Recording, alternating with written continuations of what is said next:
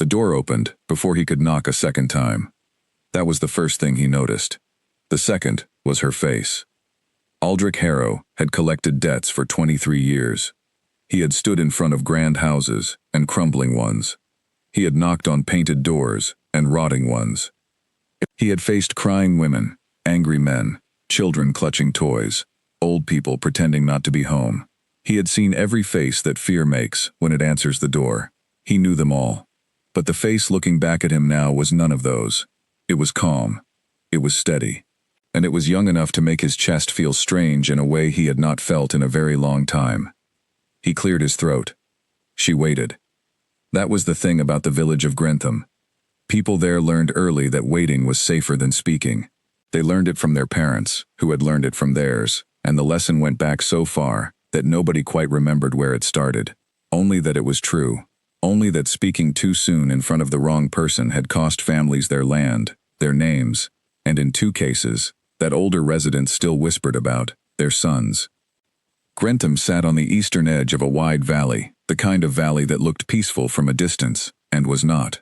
The river that cut through it flooded every 4 or 5 years, and when it did, it took fences and cellars, and the lower fields without apology. The soil was good when it was dry. The winters were long, regardless of anything.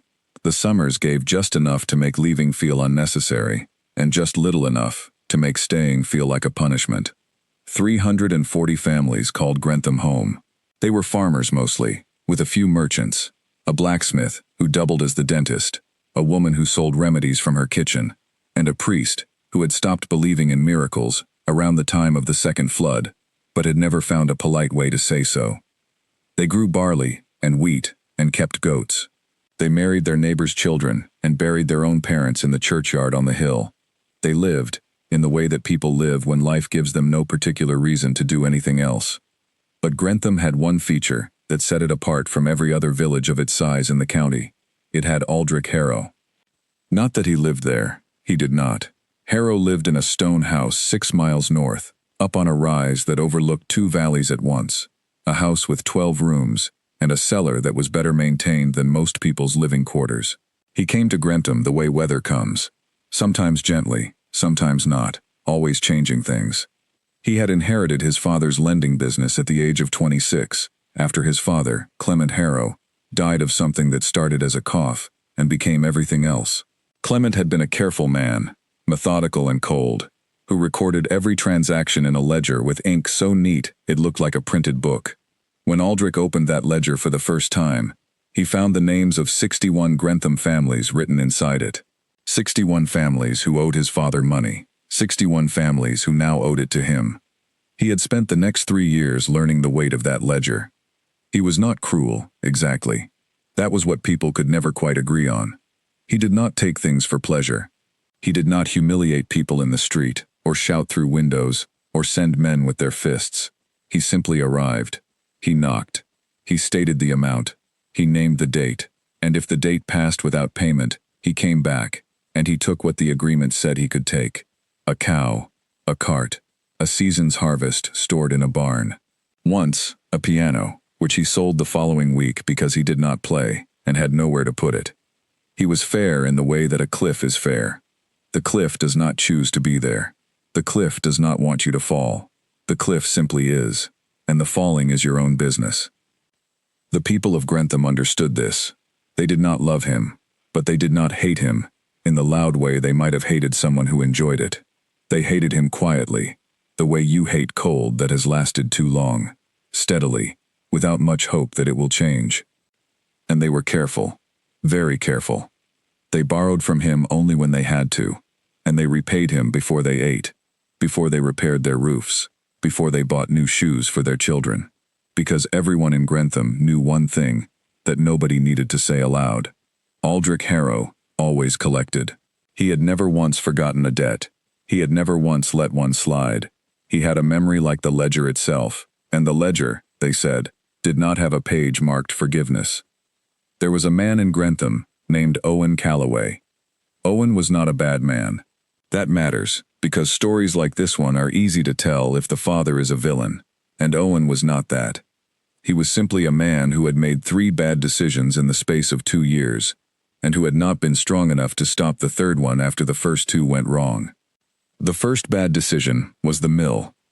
Owen had worked as a grain miller his entire adult life, renting the village mill from its owner, a stout man named Percy Gale, who lived in the village and took a portion of Owen's earnings each season.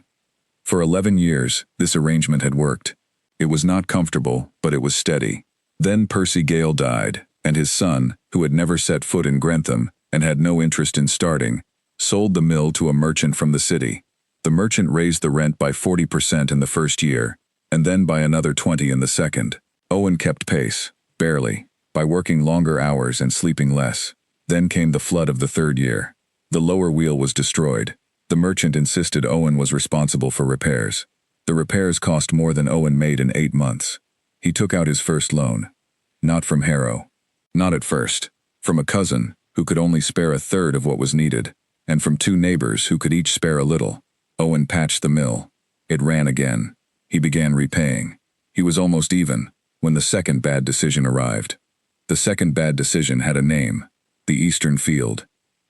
A farmer 3 miles outside Grantham had died without children and left his land in a state of legal confusion. The land was rich and flat and well drained. Owen heard from a friend that it could be bought cheaply if someone moved fast, before the city lawyers arrived to untangle the estate. He thought, if he owned land, he could grow his own grain. He would not need the mill owner's mercy. He would not be a renter all his life. He would have something solid, something that could not be taken by a rent increase or a merchant's mood. He borrowed again, this time from Aldrich Harrow, because there was no one else left with enough to lend. He was careful about it. He went to Harrow's house, sat across the wide oak table in the man's quiet office, and read every word of the agreement before signing. The interest was what it was. The repayment schedule was clear. Owen was not foolish. He knew what he was agreeing to. He signed because he believed in the Eastern Field, and he believed in himself, and in those 2 years, neither had failed him yet. Then the lawyer arrived, and it turned out the land was not available after all. A distant relative had appeared with documentation that the city lawyers accepted. The sale collapsed. Owen got back less than half of what he had paid, minus fees. He still owed Harrow the full amount. The third bad decision was not really a decision. It was a night, one night, in the autumn of that same year, when the realization of his position had settled fully into Owen's body, the way damp settles into old wood. He sat at the table in his kitchen, and he drank. He was not normally a man who drank heavily. He did not like what it did to him. But that night, the weight of 2 failed gambles, the weight of the debt to Harrow, the weight of the mill rent that was still rising, the weight of his wife's careful silence, and his daughter's laughter from the other room, the weight of all of it pressed down on him, until the only thing that made it lighter was the bottle on the table.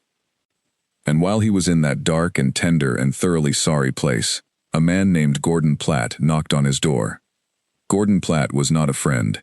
He was the kind of man who appeared at the edge of other people's troubles, the way birds appear at the edge of a storm, present without explanation, looking for opportunity. He was a fixer, a middleman, someone who knew someone else, and who made small commissions on arrangements that other people were too proud or too sober to make for themselves. He had heard about Owen's situation. He always heard about things. He sat down across from Owen, and he talked for a while about nothing, the way men like him do, circling the actual subject until the other person is tired enough to let it land. And when Owen was tired enough, Gordon Platt leaned forward and told him about a man he knew, a wealthy man, not from Grantham, not from the county even, a man who had made more money than he knew what to do with, and who now wanted something that money alone could not arrange for him, a suitable arrangement for his son. The son was educated, respectable, and had been told his whole life that he would marry well. What well meant in this case was not wealth, because wealth there was plenty of. What the wealthy man wanted was something older than money: character, family, roots in a place. He wanted, Gordon Platt said, a young woman from a working family, one who had been raised honestly, who knew the value of things, who had not been spoiled by comfort, someone real.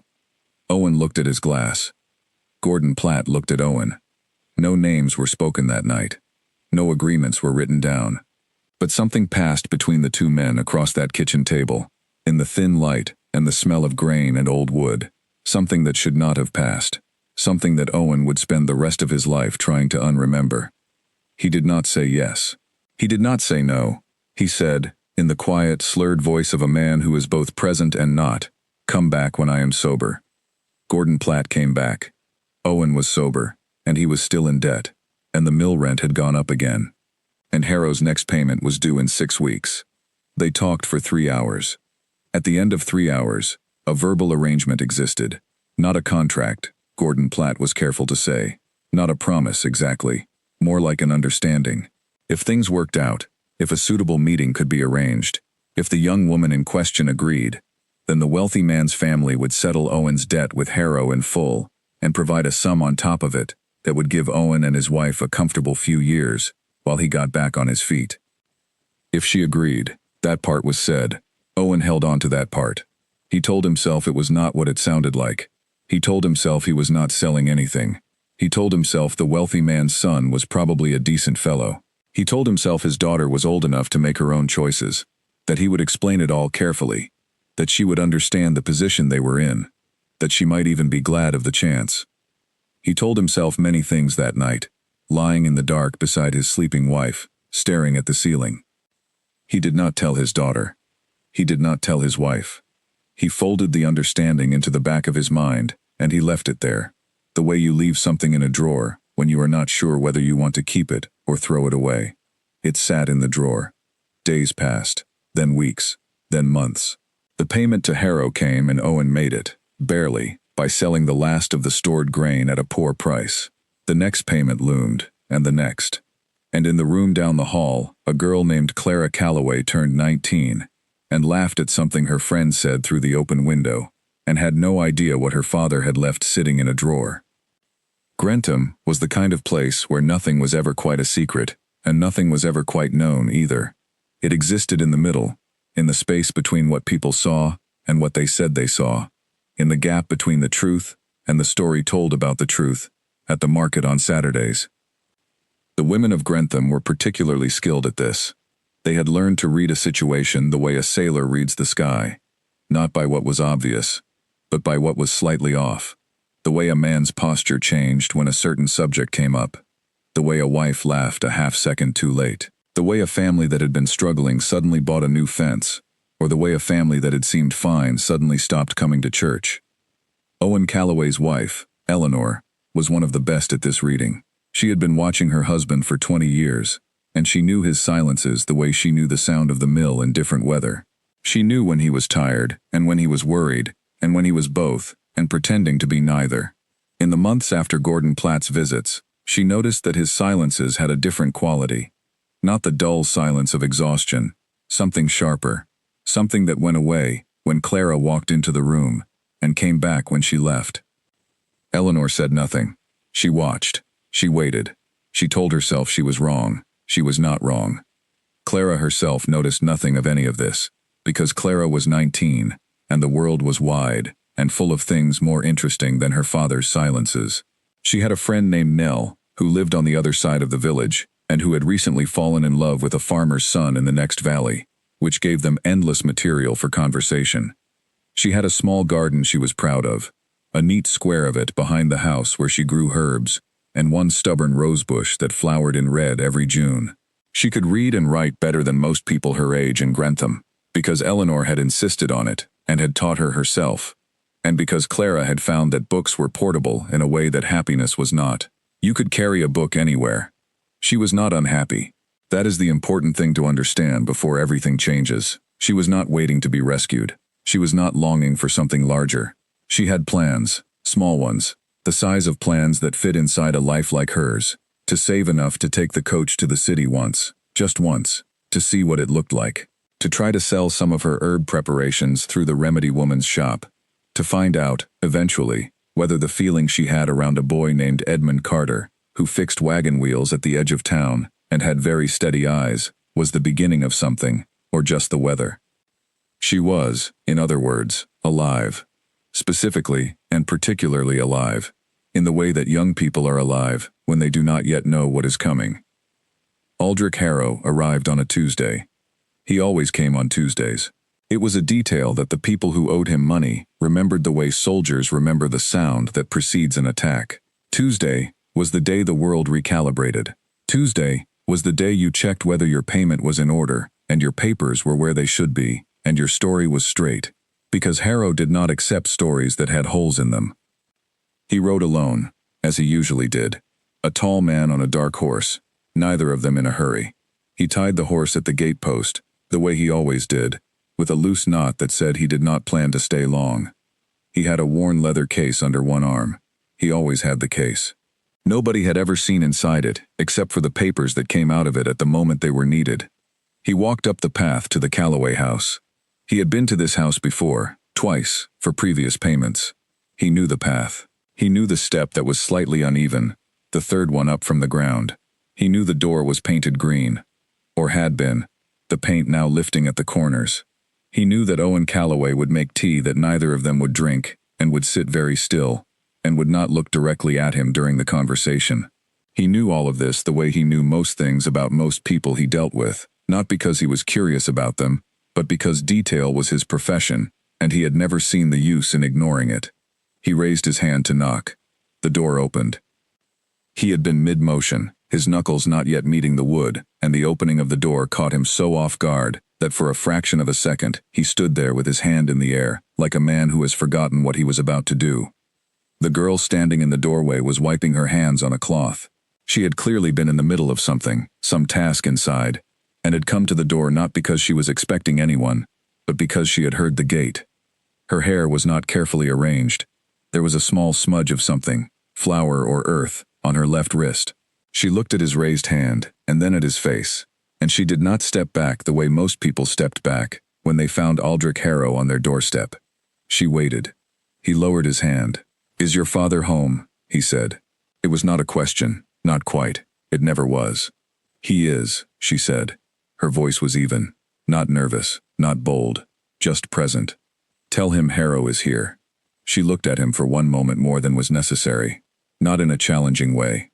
More in the way that someone looks at something they are trying to understand before committing to a response. Then she stepped back from the door and turned and called her father's name into the house. Aldrich Harrow stood on the step and felt, for the first time in a very long while, that something had just happened that he had not planned for. He did not yet know what it was. He only knew that the ledger in his case, with Owen Calloway's name written in it in careful ink, suddenly felt less important than it had 3 minutes ago. He stood on the step, and he waited. And for Aldrich Harrow, who had spent 23 years never waiting for anything, this was already something new. The morning Owen Calloway borrowed money from Aldrich Harrow, it had rained since before sunrise. Not a dramatic rain. Not the kind that announces itself and asks you to pay attention.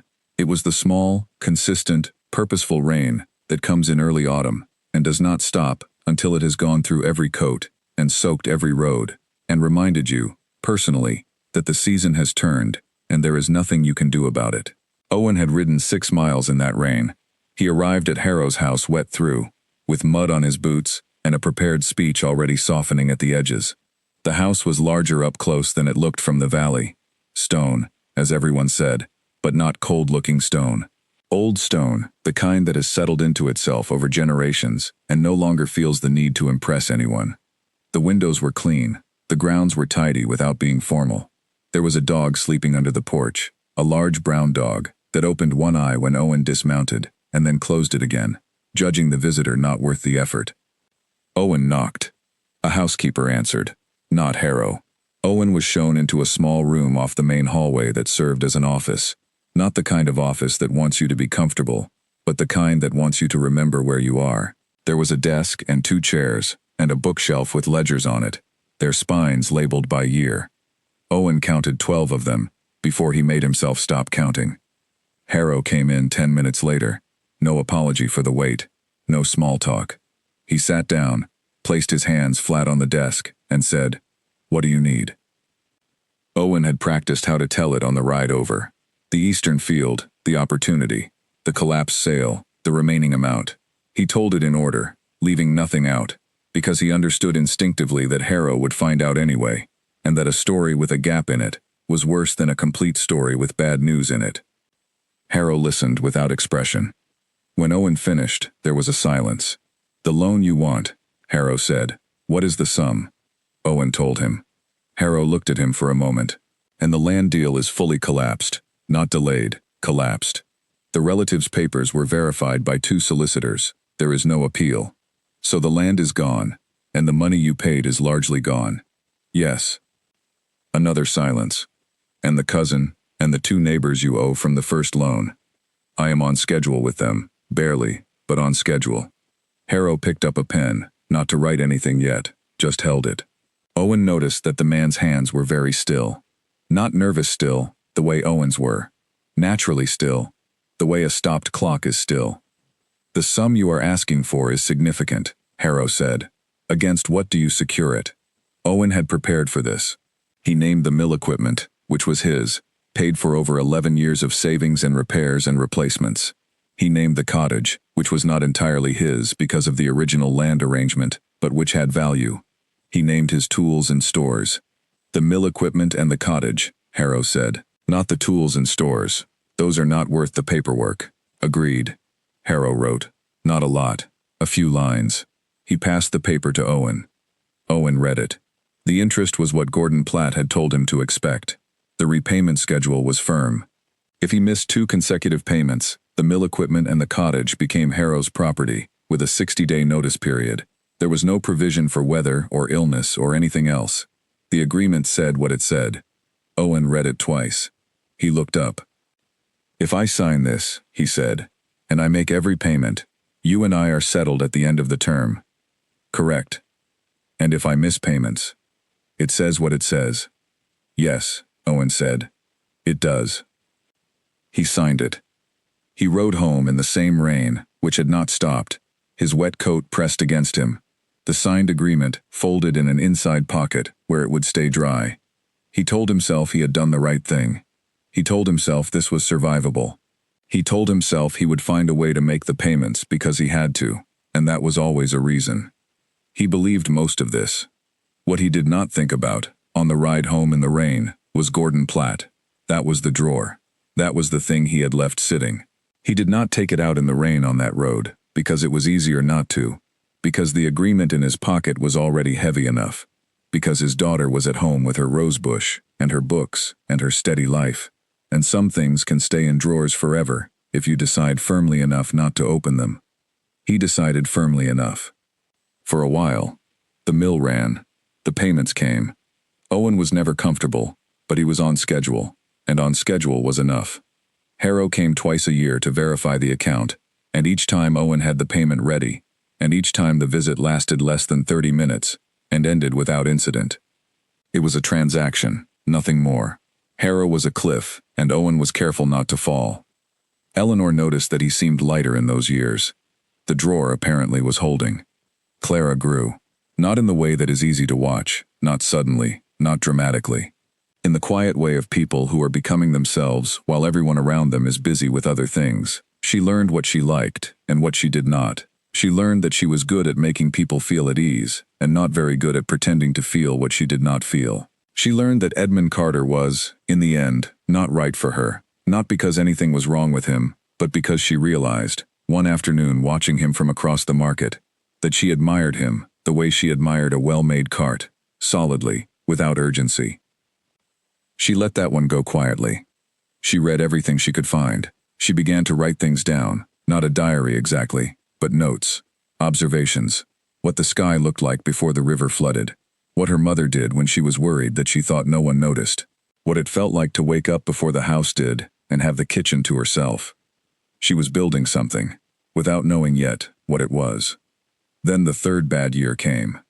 It came the way ruin always comes to people who were almost fine. Not all at once, but in close sequence. The mill's largest grinding stone cracked in February, a crack that made the whole mechanism unreliable. Replacing it cost nearly 2 months of income.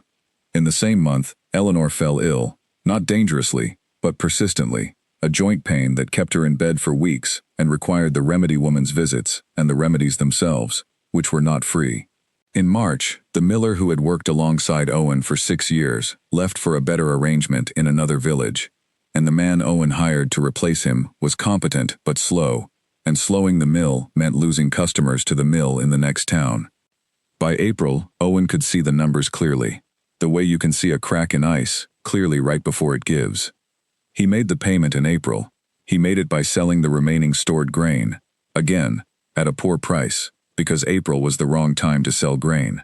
He made the May payment by borrowing from Eleanor's sister, a woman who lived in the next village and who lent the money without asking why, which was a kindness he did not deserve. The June payment he could not make. He sat in the kitchen on the 1st of June and added the numbers every way he could think of, and they came out the same every time. He looked at the mill equipment, he looked at the cottage, he looked at the agreement, which he had taken from the drawer, smoothed on the table, and read again. 60 days' notice after 2 consecutive missed payments. 1 missed payment was not the end, but 1 missed payment was the sound of the ice. He got up from the table and he opened the drawer. Gordon Platt answered his letter within a week. They met at the edge of town, away from the market, at a time when fewer people were moving around. Gordon Platt had the same face he always had, open and interested, the face of a man who is professionally pleased to see you. He shook Owen's hand. He asked after Eleanor. He asked about the mill. Owen told him about the mill. Gordon Platt listened in the way he always listened, which was to say that he listened to you, and he also listened to what you were not saying, and he was better at the second kind. The arrangement we discussed, Owen said. Is it still open? Gordon Platt tilted his head slightly. These things require maintenance, he said. I would need to make contact again. There may have been changes. Find out. And if the situation is as it was, you are willing to move forward. Owen said nothing for a moment. I am willing to have a meeting, he said, between my daughter and this man's son. Introduce them. Let them talk. If she likes him, and he likes her, and she chooses on her own, then there is nothing wrong with that. Of course, Gordon Platt said. And the debt would be settled. In full, and a sum on top. And she is not told about the debt. Gordon Platt looked at him. She is told only that a meeting has been arranged, Owen said. A social introduction, nothing more. She decides freely. And if she decides no, Owen looked at the ground. Then she decides no. He believed that too, mostly. Gordon Platt wrote within a fortnight. The arrangement was still open, he said. The son, a man named Frederick Weld, was 24, educated, and had been told the situation would be presented as a natural introduction. He did not know about the debt either. Only the fathers knew. Only Gordon Platt knew both sides. Owen read the letter twice. He folded it and put it back in the drawer. He had not told Eleanor. He had not told Clara. He told himself he would tell Eleanor soon, when the time was right. He told himself Clara would likely like this Frederick Weld. He told himself the meeting might lead to nothing at all, and he would have worried himself for nothing. He told himself many things. He made the June payment late, using the last of Eleanor's sister's loan, and a letter to Harrow, explaining the delay and promising the July payment would be on time. Harrow sent back one line. The terms of the agreement remain unchanged. Owen folded that letter too. And in the room down the hall, Clara Calloway was writing in her notebook, describing the way the evening light came through the kitchen window and fell across the table in a pattern that looked almost like a map of somewhere she had never been, but felt certain she would recognize. She had no idea that 2 men were arranging her life in letters. She was, at that moment, very happy. That is the part that stays the hardest, when you look back at it later. Not the trouble that was coming. The happiness that was there, right there, on the other side of a wall, while the machinery was turning. Clara Calloway had a habit of waking before everyone else. It had started when she was small, when the mill sounds carried over the village in the early morning, and she would lie in the dark, listening to them the way some children listen to music. The grind and turn of it, the low, steady rhythm that said her father was already at work, that the day had already started without her, that she needed to catch up. By the time she was old enough to understand that the mill sounds were just mill sounds and not a signal meant specifically for her, she had already trained her body to wake with the first light, and the habit had stayed. She liked the mornings. She liked having the kitchen to herself, the fire to build, the water to boil, the brief window of quiet, before the house remembered it was a house full of people. She would sit with her tea and her notebook and write down whatever was in her mind before the day had a chance to arrange it into something more presentable. On the morning of the Tuesday that Aldrich Harrow came to the door, she had written 3 things in her notebook. The first was a description of the rose bush, which had produced a second round of small blooms in September, which was unusual, and which made her feel that the rose bush was trying to tell her something, though she could not say what. The second was a question. What is the difference between being content and being settled? The third was a note to herself, that she needed to ask Nell about the market day arrangement they had discussed the previous week, because she had forgotten to send the note she had meant to send. Then she heard the gate. She was not expecting anyone. Her father was at the mill, or should have been. He had left early that morning with a face that she had catalogued without comment, the tight around the eyes face, the one he wore when the numbers were not cooperating. Her mother was still in bed, the joint pain worse this week with the change of season. There was no reason for anyone to come to the house before mid-morning. She wiped her hands on the cloth by the fireplace, the same cloth she used for handling the pots, and she went to the door. She opened it. The man on the step had his hand raised, as if he had been about to knock and she had taken the knock away from him. He was tall, perhaps 50 years old or near it, with dark hair that had gone gray at the sides, and a face that had been considered handsome at some point, and had settled into something more precise, more deliberately arranged. He wore good clothes, not the kind that showed off, but the kind that lasted. He had a leather case under one arm. His eyes, when they met hers, were the kind of gray that is not soft at all. She did not know this man. She knew of him.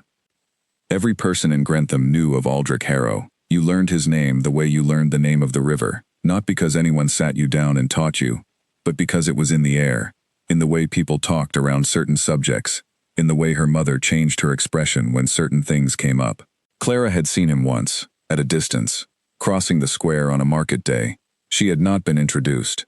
She had not needed to be. But knowing of someone, and having them on your doorstep, are 2 entirely different things. She looked at his raised hand. She looked at his face. She did not step back. He lowered his hand. "Is your father home?" he said. "He is," she said, which was not technically true. Her father was at the mill. But her father had told her, years ago, when she was still young enough to ask why, that the answer to that question, when a stranger came to the door, was always, "Yes, he is," because if the stranger needed to know where he actually was, her father would tell them himself. "Tell him Harrow is here." She looked at him for a moment, taking in the information and deciding what to do with it. Then she said, "Please wait," and she turned and called her father's name up the stairs, and then toward the back of the house. It took Owen Calloway just under 4 minutes to come home from the mill. In that time, Clara stood in the open door, and Harrow stood on the step, and neither of them spoke. Clara had not invited him in, because her father had not told her what the protocol was for this specific situation, and she did not want to make a decision that would need to be unmade. Harrow did not ask to come in, because in 23 years of collecting, he had learned that the doorstep was a precise social location, and that moving from it without an invitation changed the nature of the conversation in ways that were rarely useful. So they waited. "You grow herbs," Harrow said. It was not a question. He was looking past her, slightly, at the kitchen where the bundles of dried herbs hung from the beam. "I do," she said. "Which ones?" She told him. Rosemary and thyme and a little lavender and the remedial ones, feverfew for headaches, valerian for sleep, chamomile for everything else. He nodded once, the way a person nods when they have received information they did not particularly need but do not want to discard. "You sell them." "Some of them, through the remedy woman's shop." "Clara," her father's voice from behind her. Owen Calloway came through the kitchen, still pulling his jacket on, his face doing something complicated that she had seen before but could not name. "Go inside, please." She looked at her father. She looked at Harrow. She stepped back from the door. She went inside. She did not go far. She stood in the kitchen, out of the line of sight but well within the line of hearing, and she listened.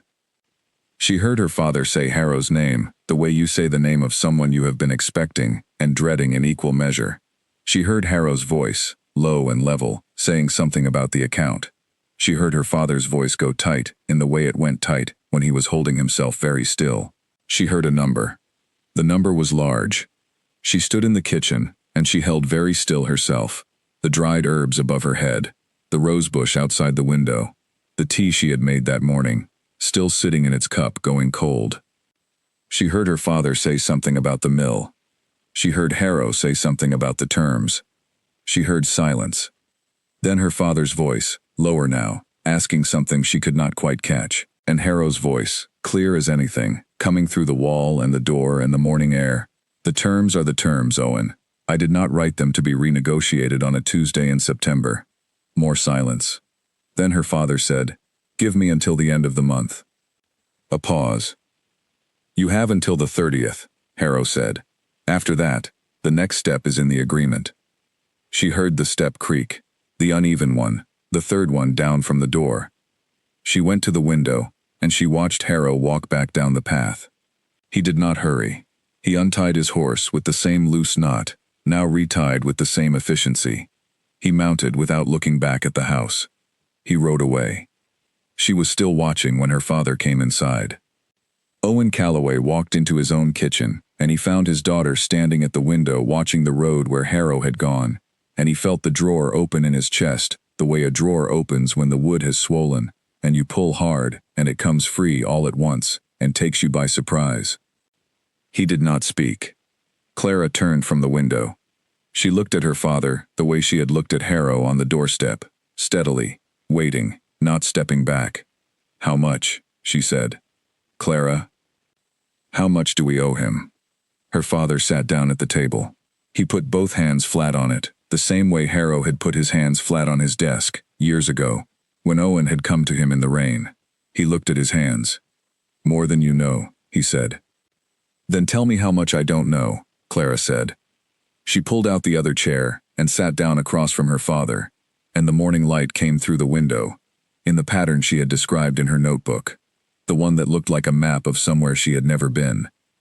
She waited, and Owen Calloway, who had been waiting for this moment with dread for 2 years, found that now it had come. The drawer was already open, and there was nothing left to do but show her what was inside. He did not show her everything. Not yet. He showed her the mill debt, the number, the payment they had missed, the letter Harrow had come to deliver in person. He showed her the timeline. He showed her what the agreement said would happen if July and August passed without full payment. He showed her enough to explain why his face had been doing what it had been doing. He did not show her Gordon Platt's letters. He did not show her Frederick Weld. He told himself he would tell her soon. He told himself he needed to understand the full situation first. He told himself it might still come to nothing. Clara sat across from him and listened to all of it, and she did not cry, and she did not shout. When he finished, she was quiet for a moment, and then she said, "What are our options?" Owen looked at her. "We must have options," she said. "Tell me what they are." And Owen began to list them. The small ones, the difficult ones, the one he had not yet listed, the one still sitting in the drawer, getting heavier by the day. He listed everything except the last. Clara listened.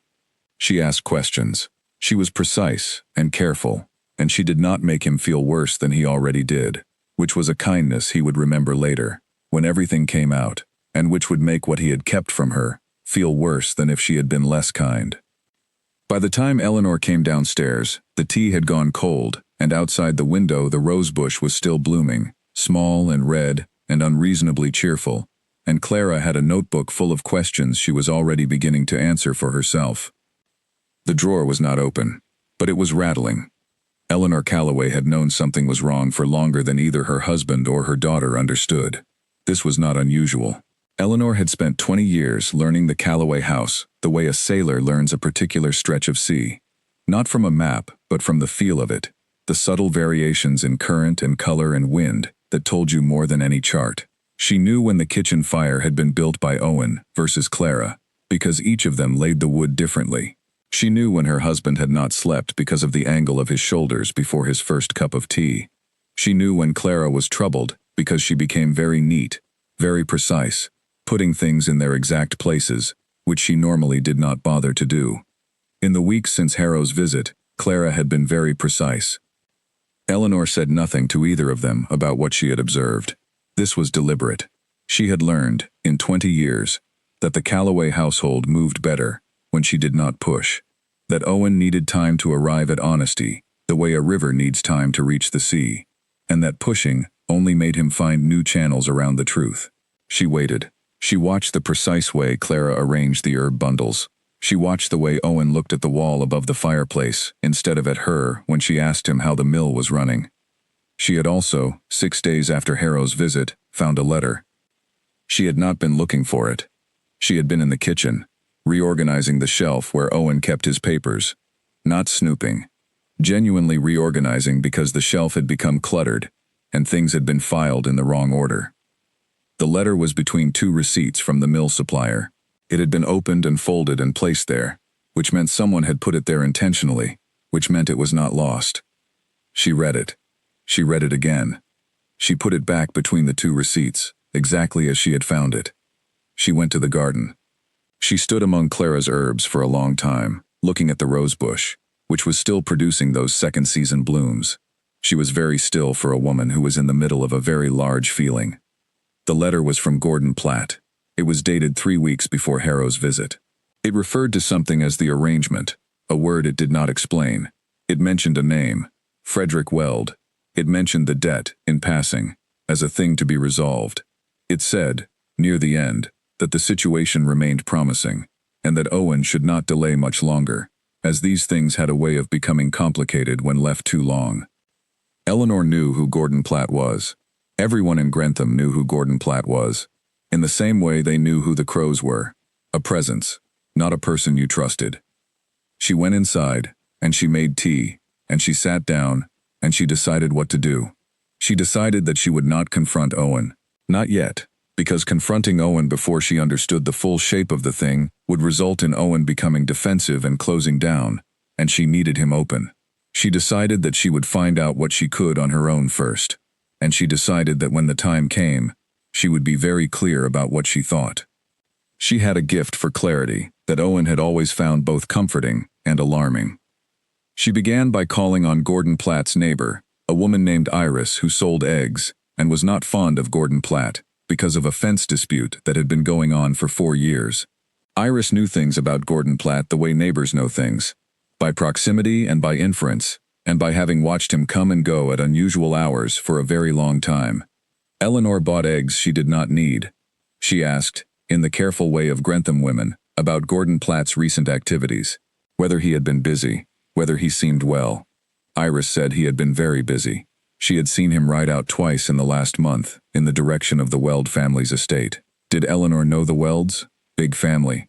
New money, which is to say, money that had been made rather than inherited, which in this county still counted as new, even if it was 40 years old. Son was named Frederick. Nice enough looking, from what Iris had seen at the county fair last summer. Looking for a wife, by all accounts. Eleanor thanked Iris for the eggs. She walked home. She understood now. Not the details, not the full terms, not who had agreed to what and when, but the shape of it, the drawer and what was in it, the arrangement and what Owen had been arranging. She sat in the garden with the letter folded in her pocket, and she looked at Clara's rosebush, and she felt something that moved through several stages very quickly. Disbelief, and then grief, and then a very clean and purposeful anger. Not at Owen only. At the situation that had made Owen feel this was a possible thing to do. At the kind of world where a man could decide his daughter's life was a tool for solving a problem. Even if he told himself she would have a choice. Even if he believed she would say yes. Even if he thought he was helping her. She was angry at the gentleness of it, which was somehow worse than cruelty would have been. Clara came out from the house with 2 cups of tea. She handed one to Eleanor. She sat down next to her. She looked at the rosebush. It should not be blooming this late, Clara said. No, Eleanor agreed. It should not. They sat together in the garden and drank their tea, and the afternoon light moved across the herbs and the stubborn rosebush, and Eleanor held the letter in her pocket and said nothing, and Clara did not know she was being watched for, protected in a way, by the woman sitting next to her, who was already planning what she would do. Clara did not know about Frederick Weld. She did not know about Gordon Platt's letters. She did not know that her mother had been to see Iris, or what she had heard there. She knew only that the debt was large, and the options were few, and that she had been writing down questions for 2 weeks that did not yet have answers, and that her rosebush was blooming out of season, which she had decided to take as a sign of something. She did not know what. Not yet. But in 4 days, everything she did not know would arrive at the door the same way Harrow had arrived, without appointment, without ceremony, and before she was ready. Eleanor finished her tea and said, "In the way of a woman who has made a decision, I need to speak with your father tonight." Clara looked at her mother. "Is it about Harrow?" "Among other things," Eleanor said. Clara nodded slowly. She looked back at the rosebush. She had written in her notebook that morning, "Something is coming. I can feel it the way you feel rain, before the cloud arrives." She had crossed it out. Then she had unscratched it. She left it in the notebook. She looked at it again, before she slept that night, after she heard her parents talking behind their closed door for a very long time, after she heard her mother's voice go quiet, and then go quiet differently, after she heard what might have been her father saying he was sorry, after she heard the silence that came after that. She lay in the dark. She thought, "What do I not know?" She thought, "Tomorrow I am going to find out." Clara Calloway was not asleep when her mother came in. She was lying in the dark with her eyes open, listening to the house settle around her. The Calloway cottage made sounds at night, the wood contracting in the cold, the particular creak of the third stair from the bottom, the thin whistle that came from the south window when the wind was right. She had catalogued these sounds so long ago that they were no longer sounds but a kind of silence, a background against which other things could be heard. She heard her parents' voices end. She heard her father's footsteps go to the back room. She heard her mother's slow, deliberate walk come toward her door. When the door opened, she did not pretend to be asleep. She sat up. Eleanor came in with no candle. She sat on the edge of the bed the way she had sat when Clara was small and sick, her weight settling on the mattress with a familiar steadiness. In the dark, Clara could see the outline of her face, and not much more. She did not need to see more. "How much did he tell you?" Eleanor said. Not a question exactly, more like a starting point. "The debt," Clara said. "The missed payment. The timeline. And nothing else." Clara looked at her. "There is something else." "Yes," Eleanor said, "there is." The telling took a long time, which surprised Clara, because Eleanor was a woman who was economical with words, who did not tell you more than you needed, and never told you less. But this she told, fully, piece by piece, the letter from Gordon Platt, and who Frederick Weld was, and what the arrangement was supposed to be, and what her father had agreed to, at least in conversation, at least in outline. She told it without anger in her voice, though Clara could feel the anger in the stillness of Eleanor's hands. She told it the way you tell a person something that is going to change things for them, carefully, completely, holding nothing back, because the holding back has already done enough damage. Clara sat and listened. She did not interrupt. When Eleanor finished, the room was very quiet. Clara said, "He told a man that I might be available as an arrangement to settle a debt. In the way he tells it to himself, he told a man that an introduction might be possible, and that if you liked this Frederick Weld, and chose him yourself, the debt would go away. And if I did not choose him, he says he would have accepted that." Clara was quiet for a moment. "Do you believe him?" Eleanor was quiet for her own moment. "I believe he believes it." Clara got up. She did not make a dramatic exit. She went to the window and looked out at the dark garden, the shape of the rosebush barely visible in the night. "He signed my name without my name," she said.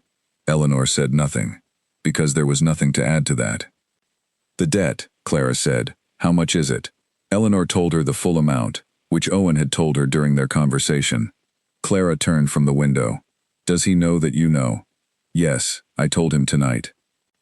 "What did he say?" "That he was sorry. That he did not know how it had become what it had become. That he thought he was protecting us." Eleanor paused. "He is not a wicked man, Clara. He is a frightened man, who made frightened choices." "I know what he is," Clara said. "That is not the question." "What is the question?" Clara looked at her mother for a long moment. "What do we do now?" Eleanor had been expecting other things. She had been expecting anger, and there was anger. She could feel it clearly. But Clara was not letting it out yet. She was doing the thing she always did, when something was very serious. She was being very precise. I have some thoughts, Eleanor said. Tell me.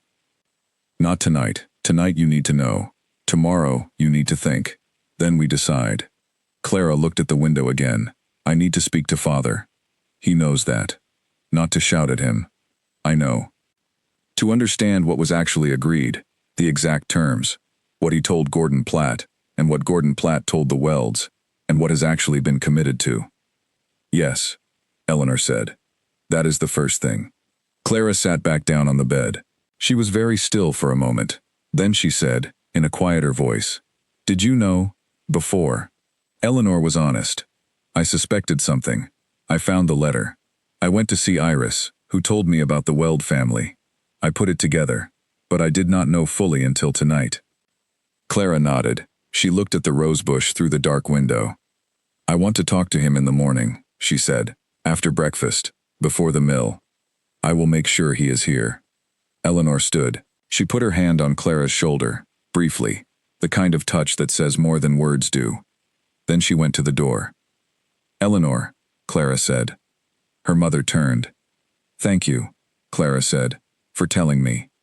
Eleanor looked at her. Of course, she said. She went out. Clara sat in the dark for a very long time. She was not thinking about Frederick Weld, who was still a name and nothing more. She was not thinking about the debt, which was a number, with a shape, but not yet a plan.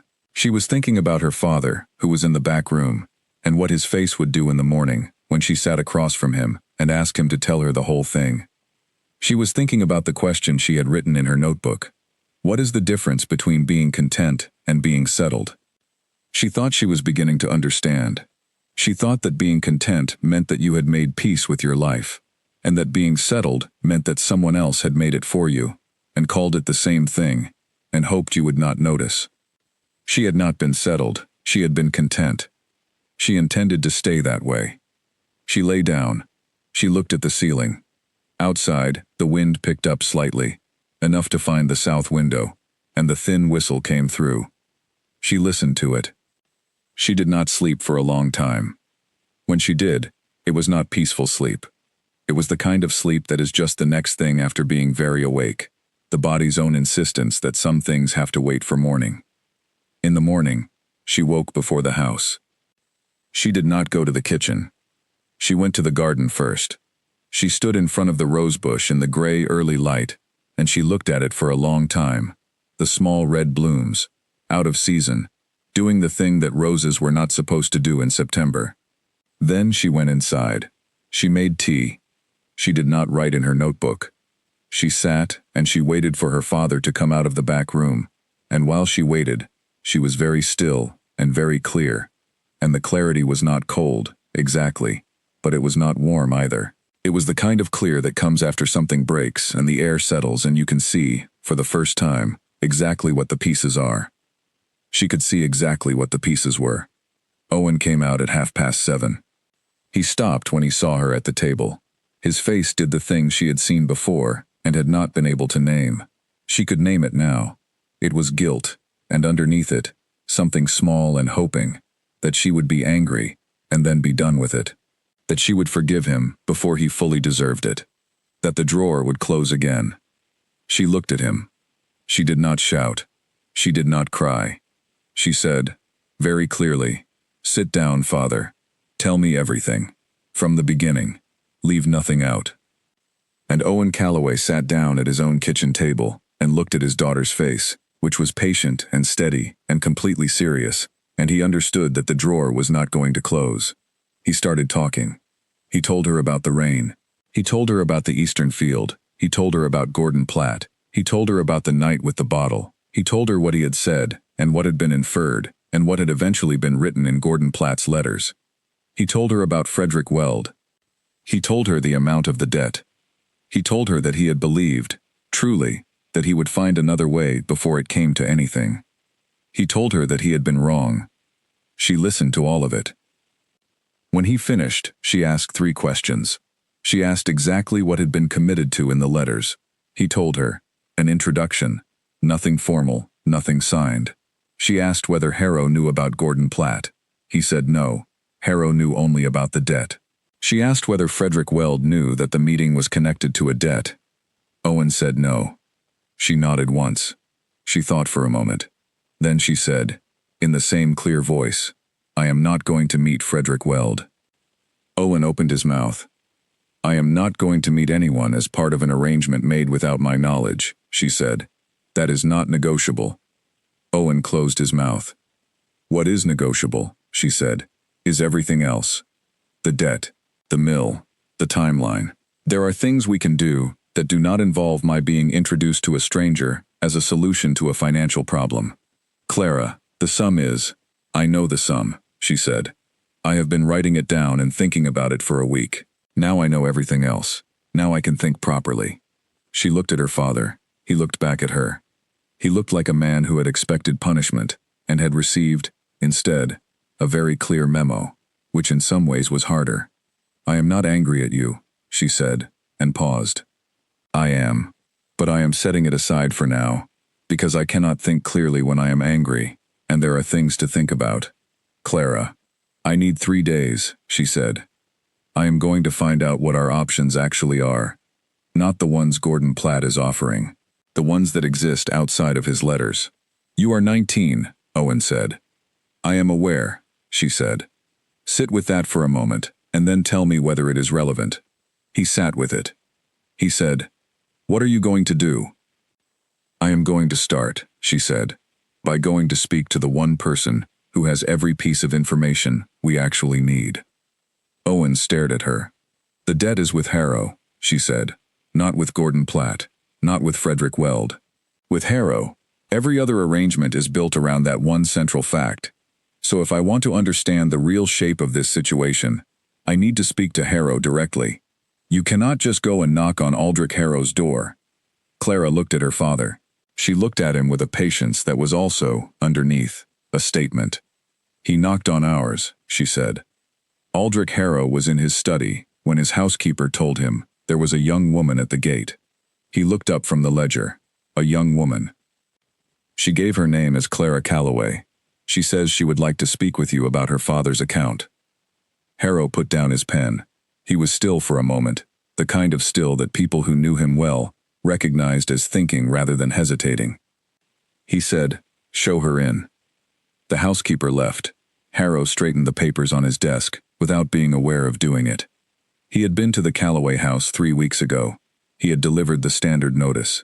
He had given Owen Calloway until the 30th.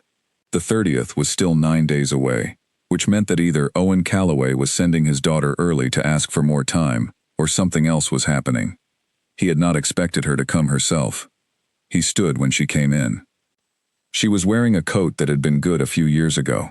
Her hair was neat. She had clearly walked, and the walk was 6 miles, which meant she had started early and had not told anyone she was doing this. Or if she had, the telling had not stopped her.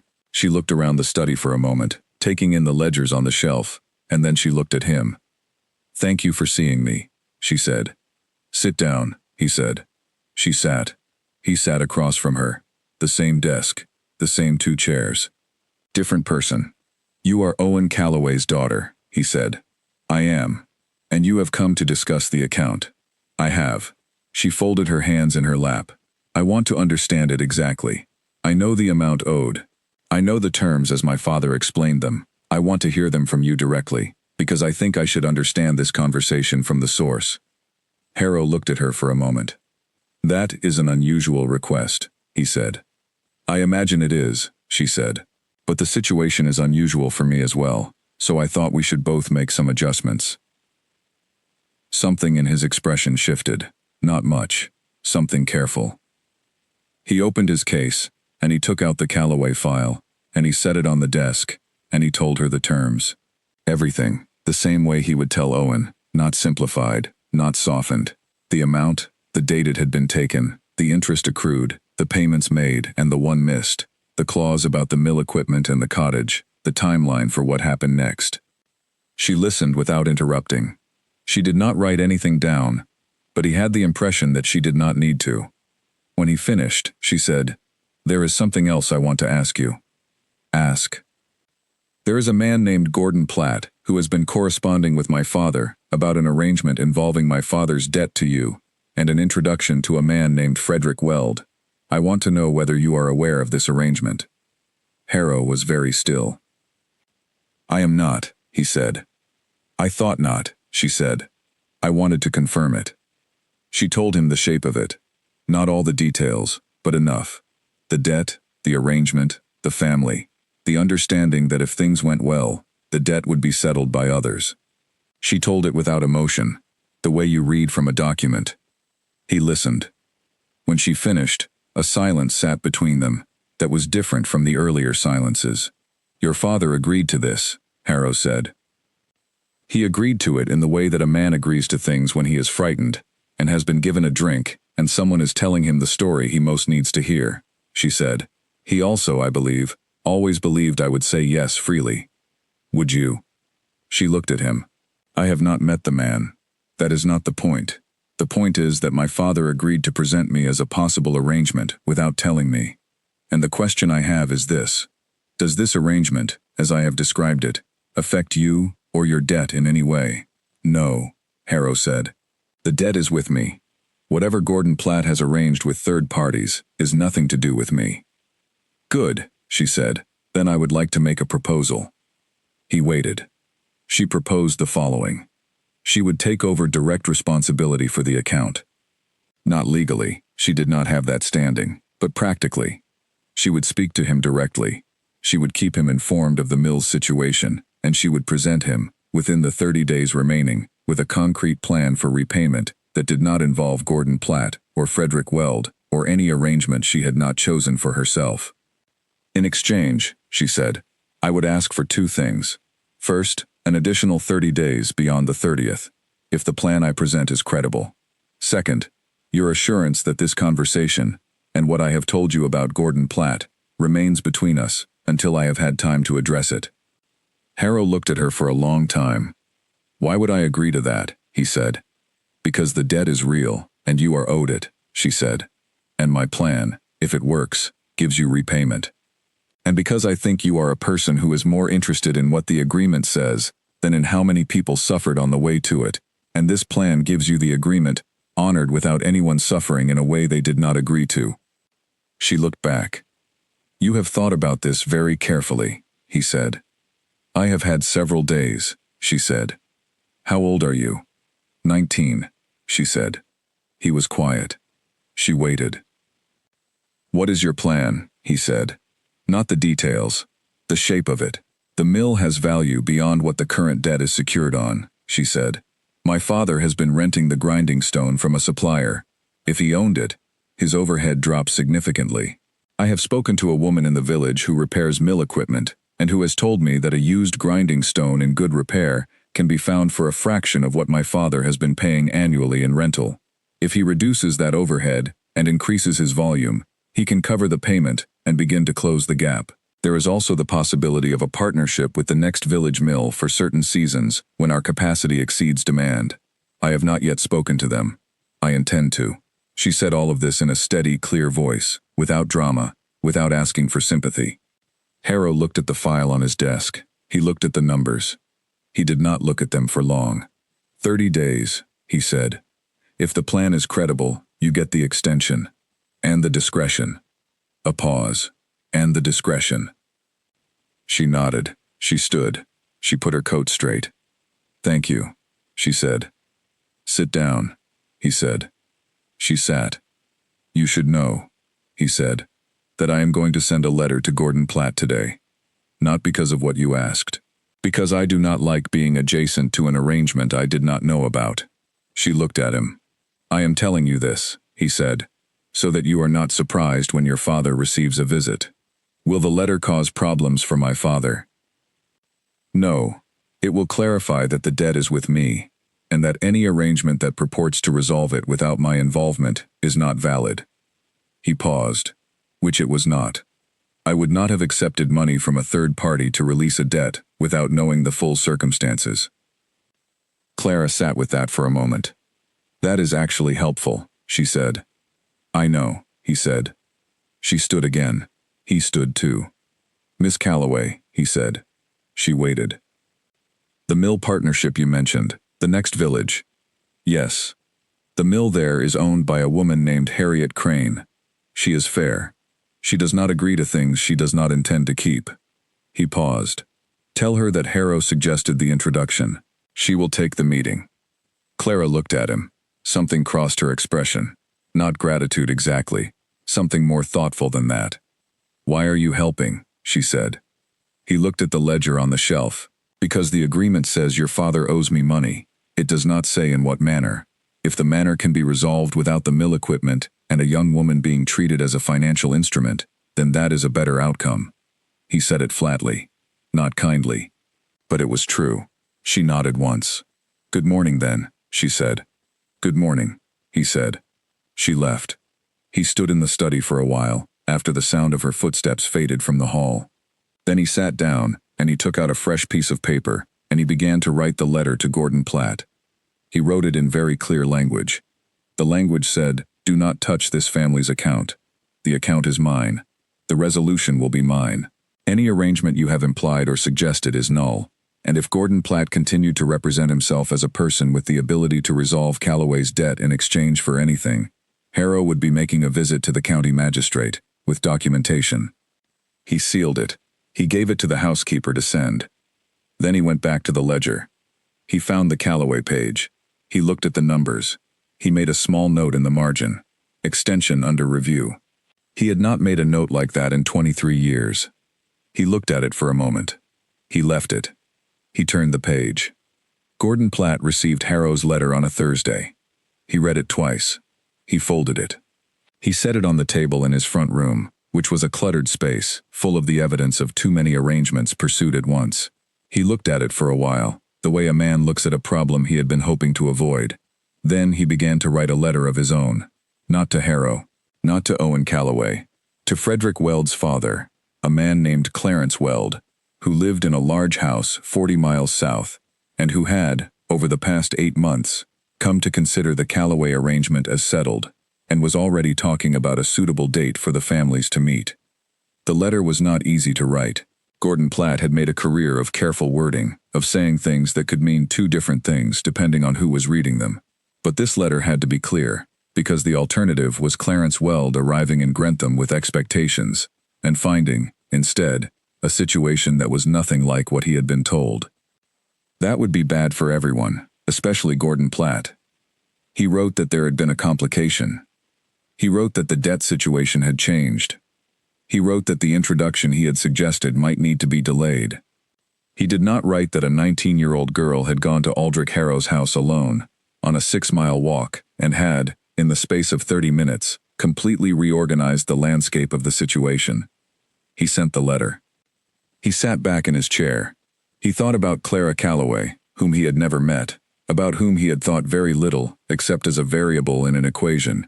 He thought about what Owen had said about her, that she was clever. He had heard that 100 times about 100 daughters, and had not found it particularly meaningful.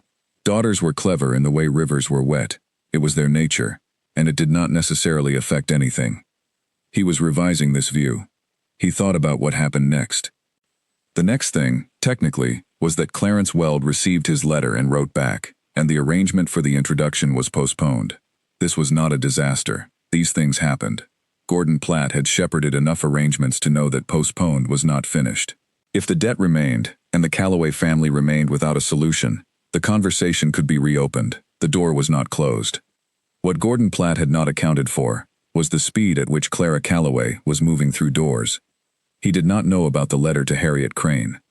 He did not know that Clara had gone to the remedy woman, a quiet, sharp-eyed woman named Frances, and had asked her about her herb preparations, and whether Frances would consider an expanded arrangement, more variety, better quantities, regular supply, in exchange for a higher share of the sale price. Frances had said she would think about it, and had thought about it for 2 days, and then sent a note saying yes.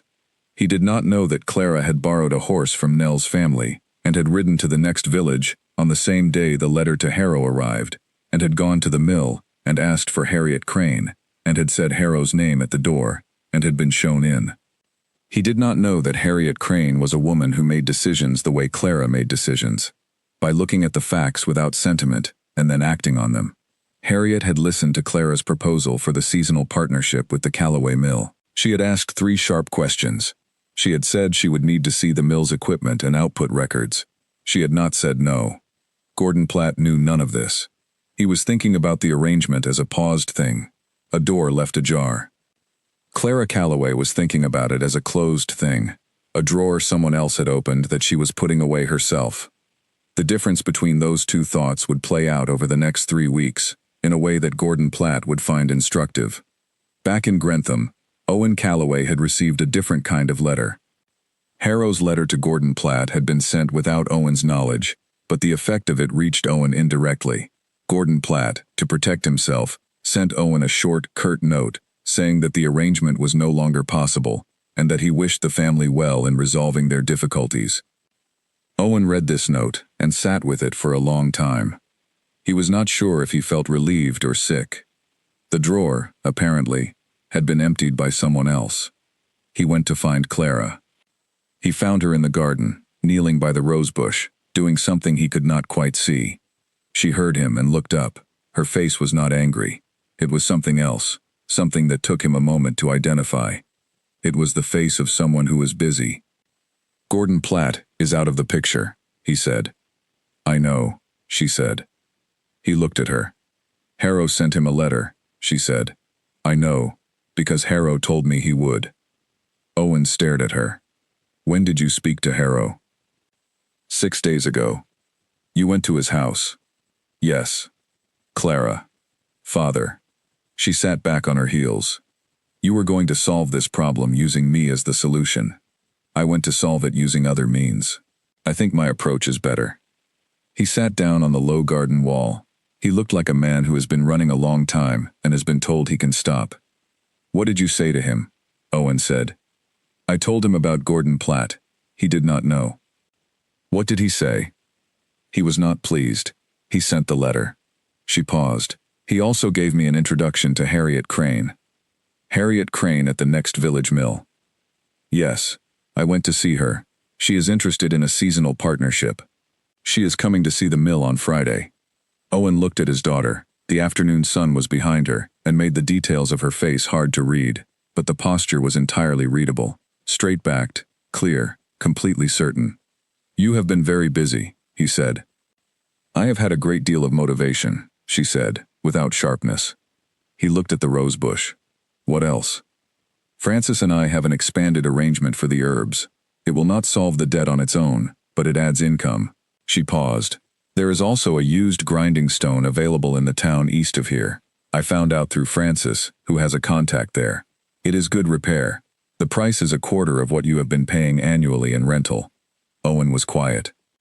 "The grinding stone," he said finally. "If we reduce that expense, and the Crane partnership works as I think it will, the numbers become manageable. I have written them out. Would you like to see them?" He looked at her for a long time. "Yes," he said, "I would." She stood up from the garden. She brushed the soil from her hands. She walked into the house. He followed her. She had a page of numbers on the kitchen table, neat and organized, with her own handwriting. She sat down, and he sat across from her. The same table, the same 2 chairs, and she talked him through it. The reduction in rental cost, the projected income from the partnership, the timeline for paying down the missed payment and getting back on schedule. It was tight. It required everything going well. It required Harriet Crane to agree, and the grinding stone to be what it was said to be, and the mill to run at capacity for the next 2 seasons. But it was possible. Owen looked at the numbers for a very long time. "This requires me to do nothing that involves Gordon Platt," he said. "It requires you to run your mill," she said, "and let me handle the rest." "Clara, I know I am 19, she said.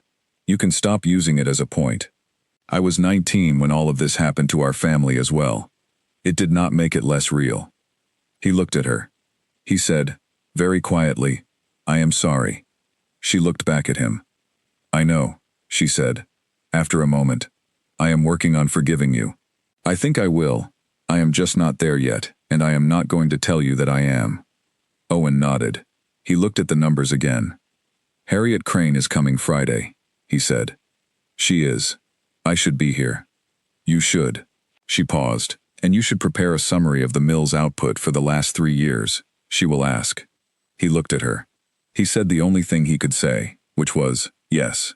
Eleanor stood in the kitchen doorway. She had been there for a while. She had heard most of it. She said nothing. She looked at her daughter, who was pointing to a line on a page of numbers, and her husband, who was leaning forward reading them. She went to make tea. Outside, the rose bush did nothing dramatic. It just held its small red blooms in the September afternoon, doing what it had decided to do regardless of what the season said. Stubborn and particular, and very much itself. Harriet Crane arrived at the Callaway Mill on a Friday morning just after 8. She came alone, which was itself a statement. In the county, when people of business came to see operations they might partner with, they usually brought someone. An assistant, an advisor, someone to whisper in their ear or to take notes. Harriet Crane brought no one. She came in a good plain coat, with sharp eyes and steady boots, and she looked at the mill the way a person looks at something they are deciding whether to trust. Owen met her at the gate. He had been waiting since 7, which Clara had told him was exactly the right instinct, and that he should have the output records out and organized, and the mill running so she could hear and see it properly. He had done all of this. He had also, for the first time in months, slept something close to a full night. Clara stayed inside. She had arranged the meeting. She had prepared Owen's summary, and gone through it with him twice. She had written, in her notebook, the 3 things that needed to happen in this conversation, and the 3 things that must not be said. She had given the list to her father. Then she had gone to the herb garden and done something useful with her hands while the meeting happened without her. This was deliberate.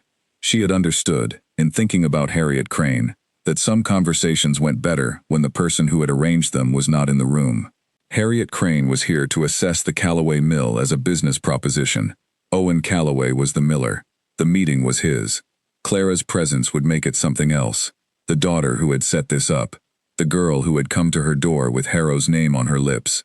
An interesting story, rather than a straightforward assessment. She stayed in the garden. She heard the mill start. She heard it run steadily. The sound she had grown up with. The grind and rhythm of it. She heard nothing for an hour, except that sound, and the small sounds of the garden. A bird, the wind, her own hands working in the soil. Then she heard voices. Not the words, but the register of them. Owen's voice careful and even. A woman's voice, precise, asking something. Owen's voice answering. The sound of footsteps on the mill floor. She pulled a weed. After an hour and a half, she heard the voices stop. She heard footsteps approach the house. She stood up, brushed her hands, and went to the kitchen door. Owen was coming across the yard. He was not rushing, but there was something different in his posture. She read it before he reached her. "She wants to meet you," he said. Clara looked past him. Harriet Crane was standing by the mill entrance, watching.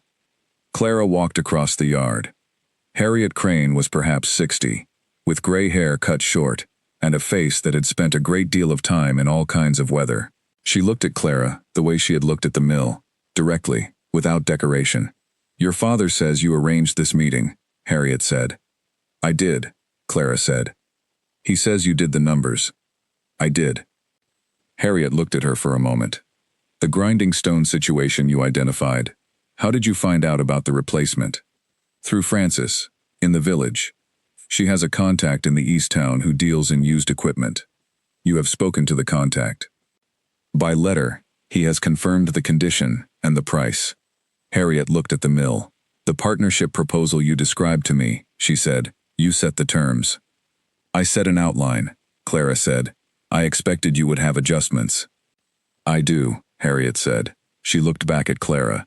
"The seasonal arrangement works for me. The split you proposed does not. I would want a larger share in the first year, given that I am taking a risk, on a mill, with a debt and a missed payment." Clara had expected this. She had prepared the range she would accept. She told Harriet the counter she had prepared. Harriet was quiet for a moment.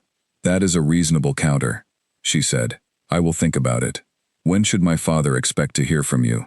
"Tuesday," Harriet said. She looked at the mill once more, then at Clara. "You are Owen's only child." "I am." "And you are 19. "I am," Clara said, without changing her expression. Something moved in Harriet's face. Not quite a smile, the precursor to one. "I started managing the mill when I was 22, she said. My father did not know how to do the numbers either. She said it as if it were just a fact. She walked back to her horse. Owen came to stand next to Clara. They watched Harriet Crane ride away. Well, Owen said. Wait for Tuesday, Clara said. She went back to the garden. On Monday, she wrote to Harrow. She told him Harriet Crane had visited the mill and was considering a partnership. She told him the grinding stone could be sourced and would reduce operating costs significantly. She told him she would have a formal plan ready by the 30th, as agreed, and that she believed it would meet the standard for an extension. She did not ask for encouragement. She did not tell him that she was anxious, which she was. She wrote it the way he spoke, with the facts, and nothing extra. He wrote back within 2 days. The letter was short. It said, "Received. The extension discussion will proceed on the 30th, as agreed. Present your plan in person." In person. She read that twice. She put the letter in the kitchen drawer, the real drawer, the one where useful things were kept. Tuesday came.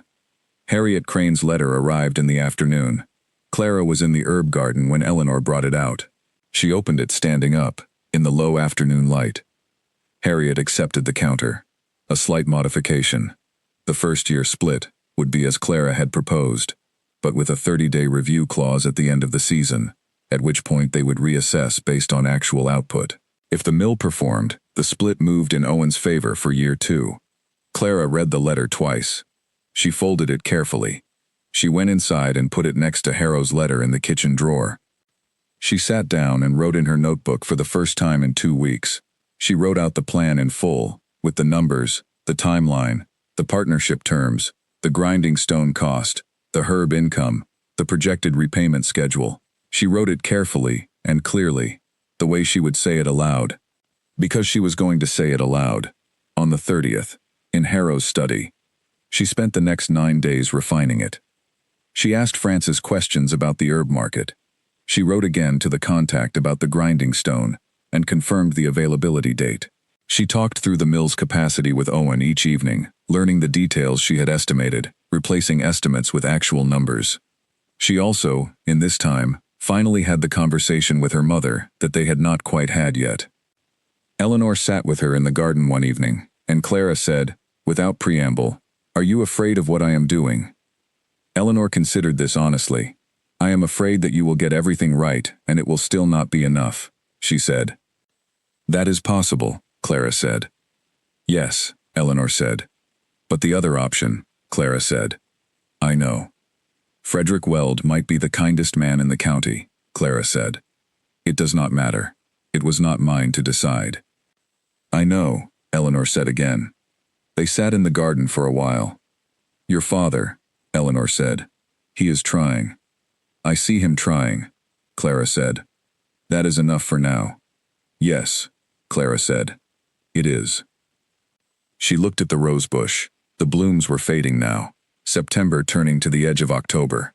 A few petals had fallen to the soil below, small red points in the dark earth.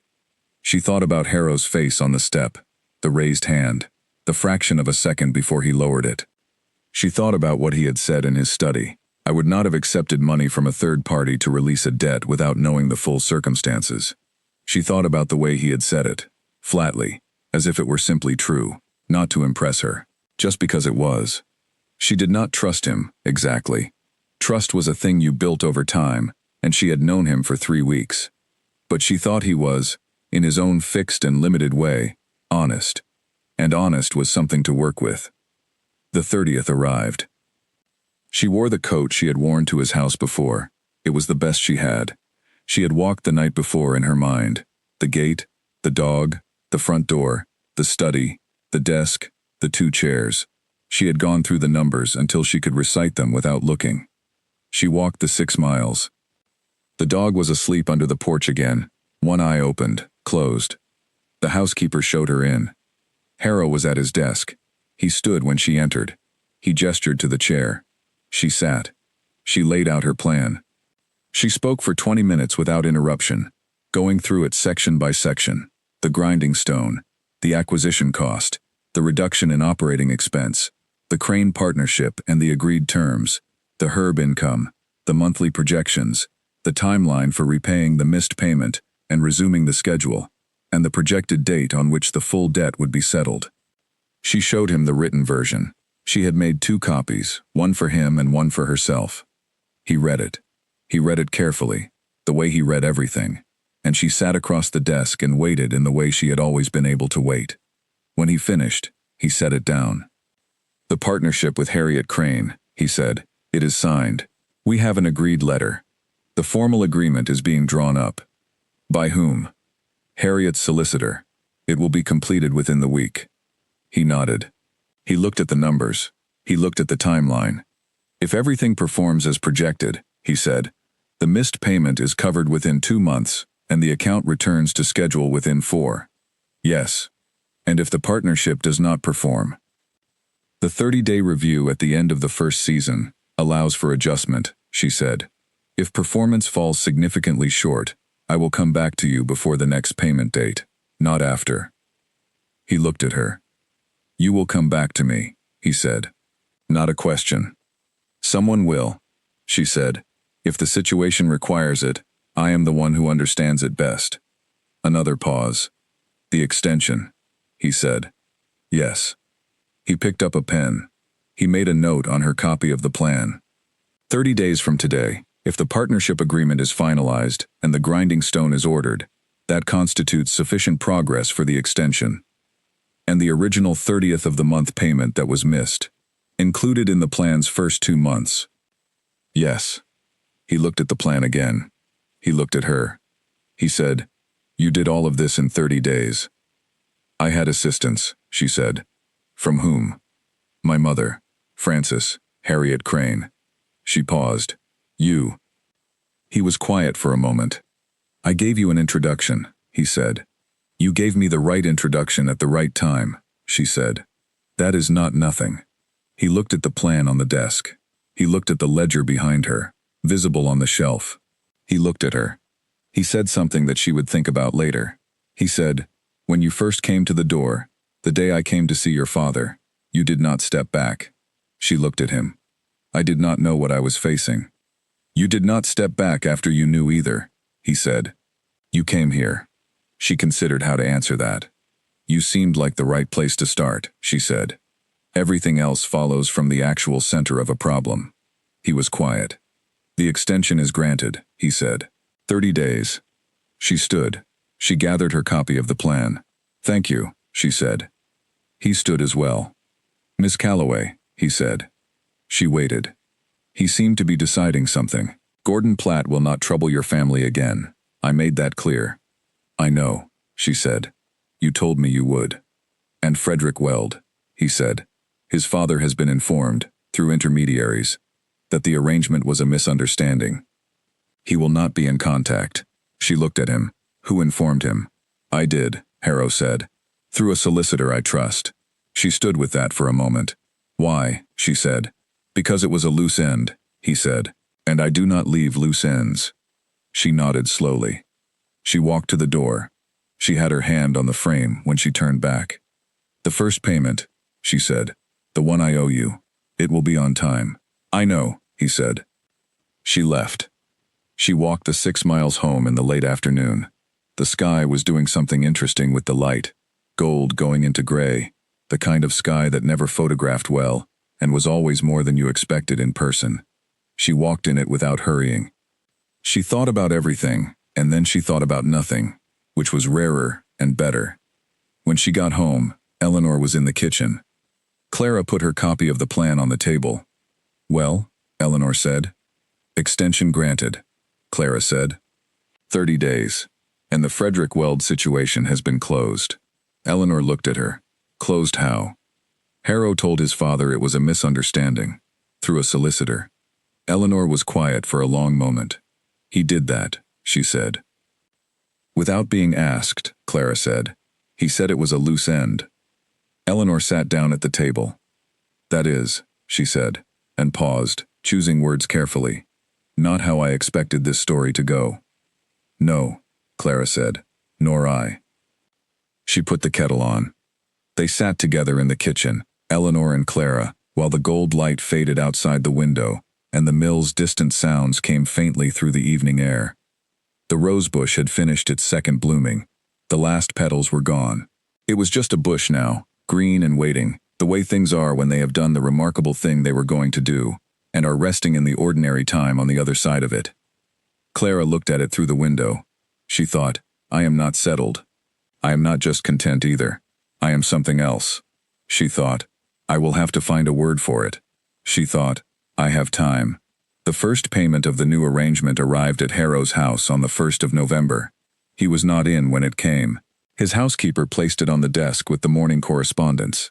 When he came in from the grounds, where he had been checking on a fence repair that had been overdue since summer, he found it with the other letters, 2 from business contacts, 1 from a solicitor regarding an unrelated matter, and the envelope from the Callaway account. He opened it last. It was the correct amount, not approximate, not rounded. Exact, to the last penny. There was a short note with it, in Clara Callaway's handwriting, which he recognized now. It said, First payment, on time. Grinding stone purchased and installed. Crane partnership agreement signed. Next payment will be the 1st of December. It said nothing extra. He read it twice. He put it with the account file. He went to the ledger on the shelf, and he found the Callaway page. He recorded the payment in his careful ink. He looked at the margin note he had made, extension under review. He crossed it out. He wrote, on track. He put the ledger back. He sat down at his desk. He had collected debts for 23 years. He had learned, over those years, that there were 2 kinds of people who came to pay him. Those who came in defeat, heads lowered, money held out as a kind of surrender, grateful when it was over, and those who came in order, who counted the amount before they handed it over, who kept records of their own, who looked at him directly. The second kind were rare. He thought about the note. Next payment will be the 1st of December. Not, I hope to have the payment, or, I will try to have the payment. Will be. He thought about the girl who had opened his door at a 6-mile walk. He thought about what she had said. You gave me the right introduction at the right time. That is not nothing.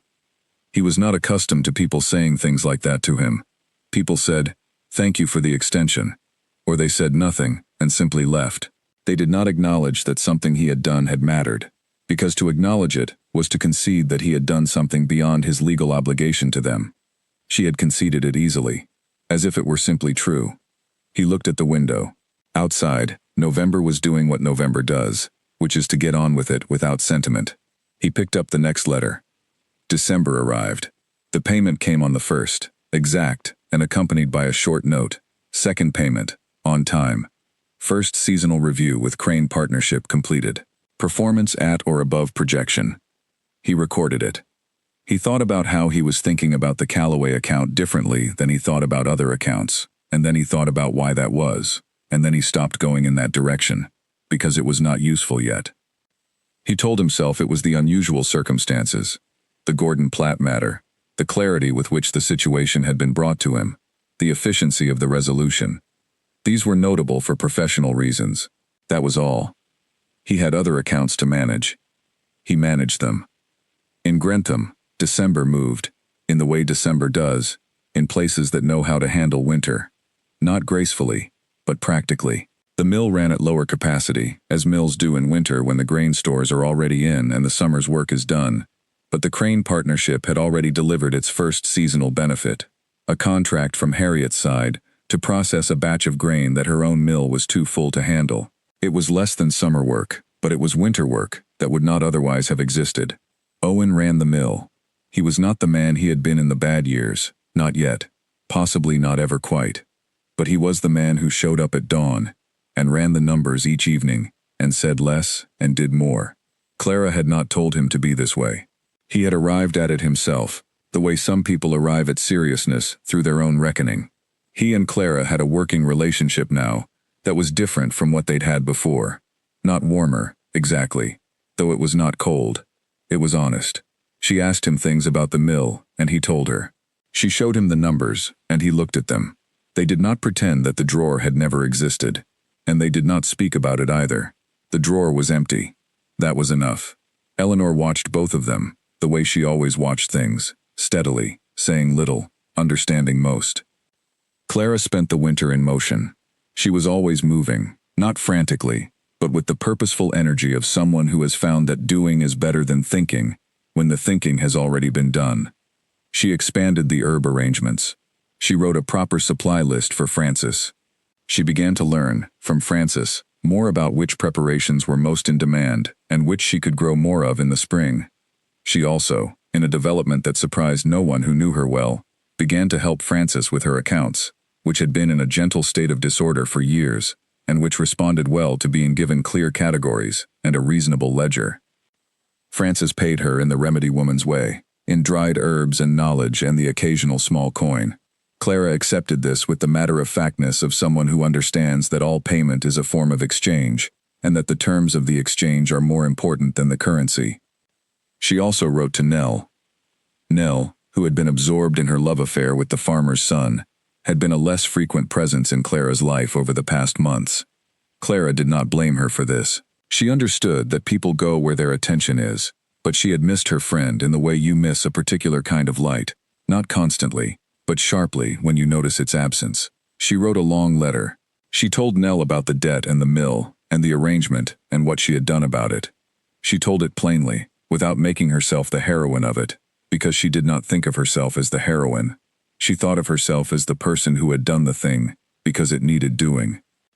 Nell wrote back a letter that was twice as long, and contained, among other things, a great deal of admiration, and a confession that she had, it turned out, heard something from her mother about the situation, and had been worried about Clara, but had not known how to ask. She said she was proud of her. She said she also had news. The farmer's son had asked her to be married, and she had said yes. Clara read this letter 3 times. Then she wrote back, "Congratulations. I will be there. You will tell me everything."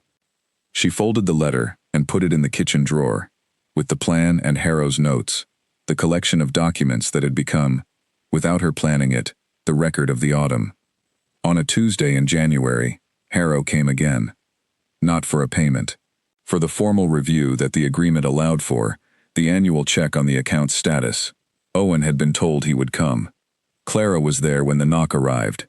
She was in the kitchen with Eleanor, going through the herb supply list, and she heard the knock and she looked at her mother, and her mother looked at her. "I will get it," Clara said. She went to the door. She opened it. Harrow was on the step, not the same posture as before. This time he was not mid-motion, not caught off guard, not with his hand raised. He was simply standing, looking at the door, as if he had been expecting it to open. She looked at him.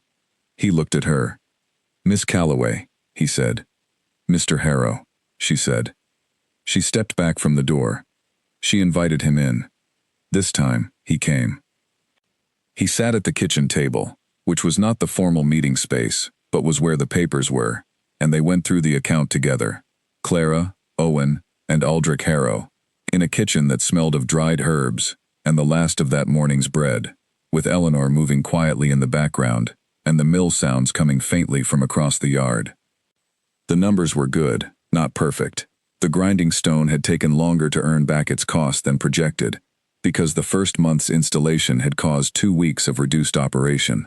But the Crane partnership had outperformed the estimate. The herb income had added a steady small amount each month. The missed payment was half recovered. Harrow reviewed everything without expression. At the end of it, he said, "The account is on track. I have no concerns." Owen said, "Thank you." Harrow looked at the papers. He looked at the column of numbers that Clara had organized on the main page. "This is your formatting," he said to Clara. "Yes," she said. "The column here." He pointed. "This accounts for seasonal variation." "Yes. The spring and summer months project higher. The winter months are covered by the crane work and the herbs. The total across 12 months is consistent." He was quiet for a moment. "Your father's ledger," he said. "Previously." Owen looked at him. It was not formatted this way. "No," Owen said. Harrow looked at Clara, not a long look, a direct one. He said, "Carry on." He gathered his papers. He closed his case. He said good morning to Eleanor, who looked somewhat surprised to be addressed. He said something brief to Owen about the spring review date. He walked to the door. Clara walked him out. At the gate, he stopped. He tied the horse, the same loose knot. He looked at the house for a moment. He said, without looking at her, "Frederick Weld has married." She looked at him. "I thought you should know," he said, "in case you wondered how the other end of it resolved." She was quiet for a moment. "Was it a good match?" "By all accounts." She nodded. "Good," she said. "I hope he is happy." Harrow looked at her then. She looked back. "You do not feel anything complicated about it," he said. "I never met him," she said. "He was a name in someone else's letter. I hope he is well, and I am glad he is not in my life." She paused. "Are those complicated feelings?" "No," Harrow said. "Then no," she said. He almost did something with his face. She was not certain what. He mounted his horse. "1st of February," he said. "On time," she said. He rode away. She stood at the gate for a moment in the January cold, her coat pulled close, watching the road. Then she went back inside. Eleanor was in the kitchen. "Well," Eleanor said. "On track," Clara said. She sat down. She picked up the herb list. "He told me Frederick Weld has married." Eleanor looked at her. "I hope he is happy," Clara said. "I said so." "And you?" Clara looked at the list. "I am on track," she said. She smiled a little. Eleanor sat down across from her, and they looked at the herb list together. And outside the window, the rosebush stood bare and patient in the January light, waiting for what came next. The way things that know how to survive a season always wait. Without drama, without doubt, with the quiet certainty that something is going to grow. The February payment was on time. So was March. So was April. And with it the note. Spring season beginning. Crane partnership entering second phase. Grinding stone at full capacity. Clara had started adding a single line of context to each payment. Not justification, not pleading, just the same kind of information she would want if she were reading an account from the outside. She thought of Harrow's ledger when she wrote them. The neat ink, the precise records, the way detail was its own form of respect. May came, and with it the first large spring delivery under the Crane arrangement. A significant contract. Grain from 3 neighboring farms that Harriet had routed through Owen's mill because her own was running at limit. It was more work in 2 weeks than Owen had seen in any 2 weeks of the previous year. He was at the mill before sunrise and back after dark, and he did not complain once, and this too was something new. Clara documented it. She wrote it in the ledger she had started for the household, separate from Owen's mill records, but aligned with them. A clear account of what came in and what went out, and what the gap was and how it was closing. The gap was closing. Not dramatically. Not the way stories usually tell it, where everything changes at once and the music swells. It was closing the way debt always closes, when you close it honestly, steadily, without theater, one payment at a time. She thought about this sometimes, about the difference between a story and a process. Stories have moments. Processes have months. The moment, if there was one, had been the Tuesday she walked 6 miles and knocked on a door she had never knocked on before. Everything after that was the process. Both mattered. The moment without the process was just a good intention. The process without the moment would never have started. She was becoming someone who understood this distinction.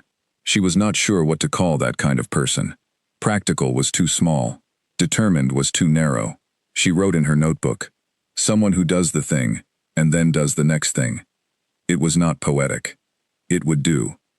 In April, she also had a long conversation with Francis about a different kind of expansion, not just supplying the shop, but beginning to teach, in a small way, the practical herb knowledge that Francis had spent 40 years accumulating, and that would otherwise leave the village when Francis eventually left it. Francis was not young. She had no daughter. She had been thinking about this. Clara said yes before Francis finished proposing it. It was not a paid arrangement, not at first.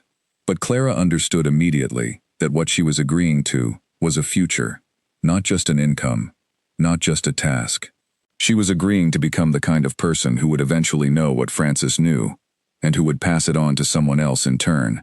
And that was the kind of thing that took a long time, but that you said yes to now. She began going to Francis's kitchen 3 mornings a week. She learned the names of things, and then the properties of things, and then the conditions of things, which was the hardest and most important part. The part where general knowledge became specific judgment. This plant, in this soil, in this season, works differently than the same plant in different conditions, and the difference matters. She wrote everything in a separate notebook, not the one with her personal observations. A new one, designated. It filled slowly, and she was glad of the slowness. This was not the kind of knowledge you rushed. In Grentham, she moved in two directions at once. The mill and the herbs, the numbers and the growing things, the desk and the garden. People noticed, not loudly. In Grentham, things were noticed quietly and spoken about in the way things were spoken about in Grentham, which was to say carefully and not in front of the people involved. What they said was, "Clara Calloway has become someone." This is not always said as a compliment in a small village. It can mean someone who has risen above her place, someone who has become harder, someone who has traded warmth for ambition. But in Clara's case, it was said without those overtones, mostly, because she had not become harder. She had become clearer, which is different. She was still the person who brought herbs to Nell's mother when the woman's joints were bad. She was still the person who helped set up the market stall for the woman who came late every Saturday. She had not exchanged her warmth for her capability. She had simply added the capability. Nell noticed this. She said, on a Sunday afternoon when they were sitting in Nell's garden, and Nell was showing Clara the dress she planned to be married in, "You are not the same as before the autumn." "No," Clara agreed. "Is that a good thing?" Clara thought about it. "I think so," she said. "I think I was good before. I think I am more useful now." "Those are not the same thing," Nell said. "I know," Clara said. "I think both can be true." Nell looked at her for a moment. "Are you happy?" Clara looked at the dress, white and carefully made, a thing Nell had put months into. She looked at Nell's face, which was the face of someone whose happiness was currently taking up a great deal of room. "Yes," Clara said, "not in the same way you are, but yes." Nell smiled.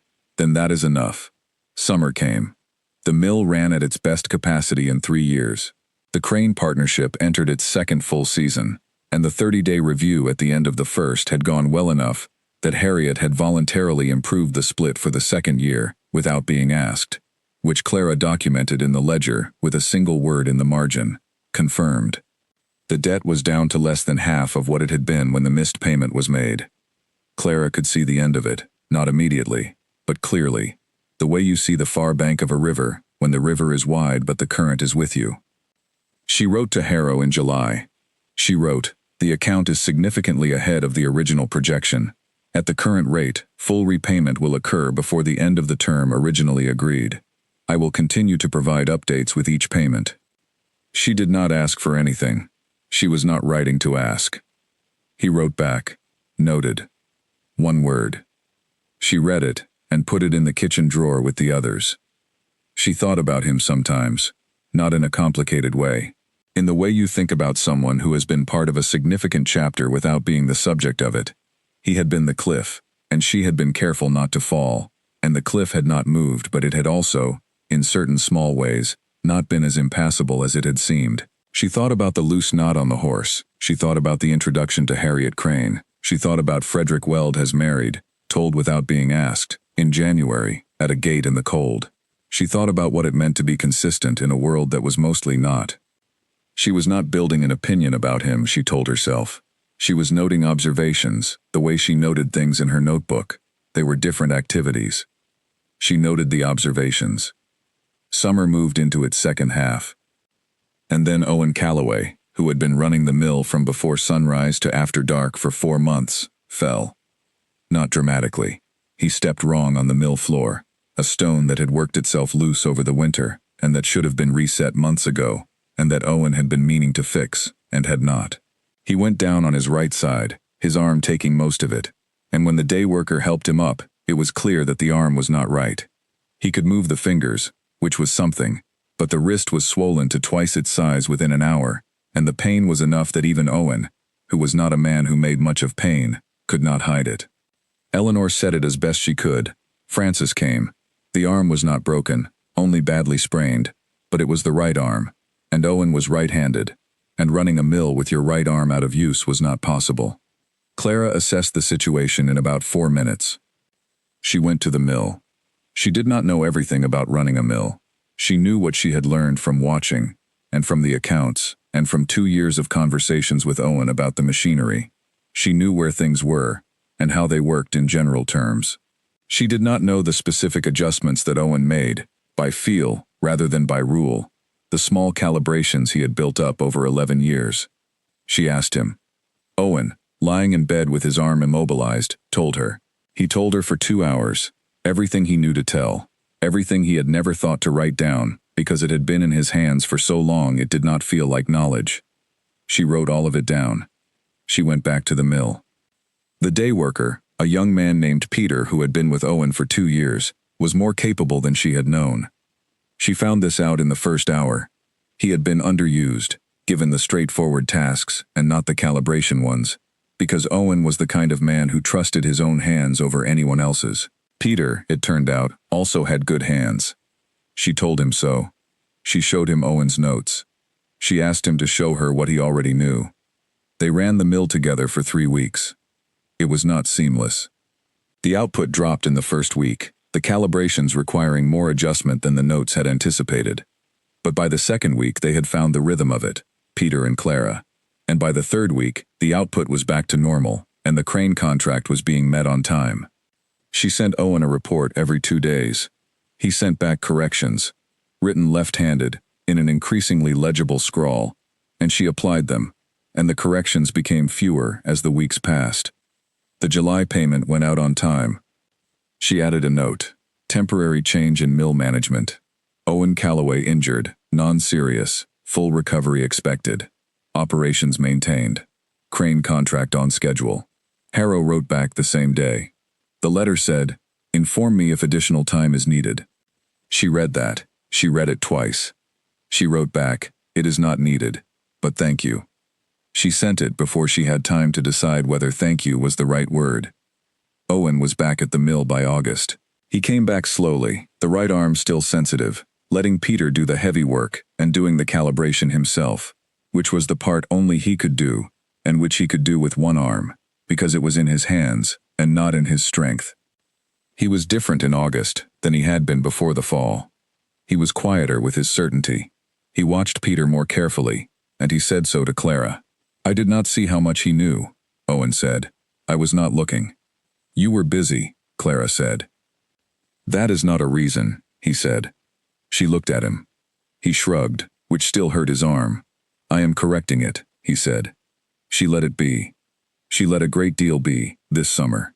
She let the mill be Owen's, more fully than she had let it be while she was running it. She let Francis's kitchen be the place where she was a student, not a manager. She let Nell's happiness be Nell's, and her own happiness be its own quieter thing, not measured against it.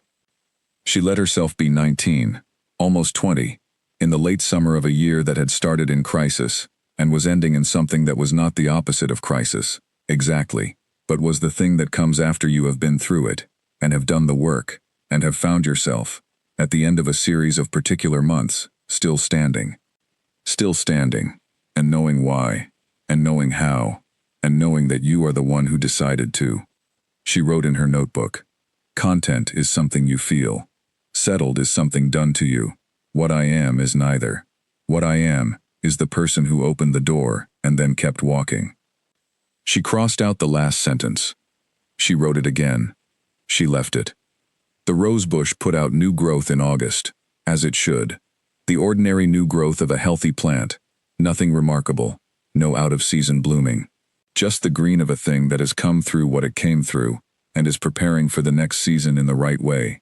She looked at it one morning and felt something warm and specific and hers. She did not have a word for it yet. She thought she would find one. The last payment on the Calloway account was made on a Thursday in March. Not the last payment of the year. The last payment, period. The final amount, the closing of the ledger, the end of the agreement that had been signed in a rain-soaked office 11 years before, first by Owen Calloway, and then, in every way that mattered, by his daughter. Clara prepared the payment the way she had prepared every other one, exactly, carefully, with the note that had become her signature format. The note on this one was different. She wrote, "Final payment on the Callaway account. Paid in full. 3 months ahead of the closing term. Account settled." She held the envelope for a moment. Then she walked to the mill and gave it to Owen. "You should deliver it," she said. He looked at her. "It is your account," she said. "It has your name on it. You should take it." He took it. He looked at it for a moment, the envelope, the weight of what was inside it. "Come with me," he said. She thought about it. "No," she said. "This one is yours." Owen went to Harrow's house alone, for the first time in years. He rode rather than walked, and the ride was dry, unlike the ride 11 years earlier. He arrived at the stone house and tied his horse and walked up the path and knocked on the door. Harrow came in himself this time. No housekeeper as intermediary.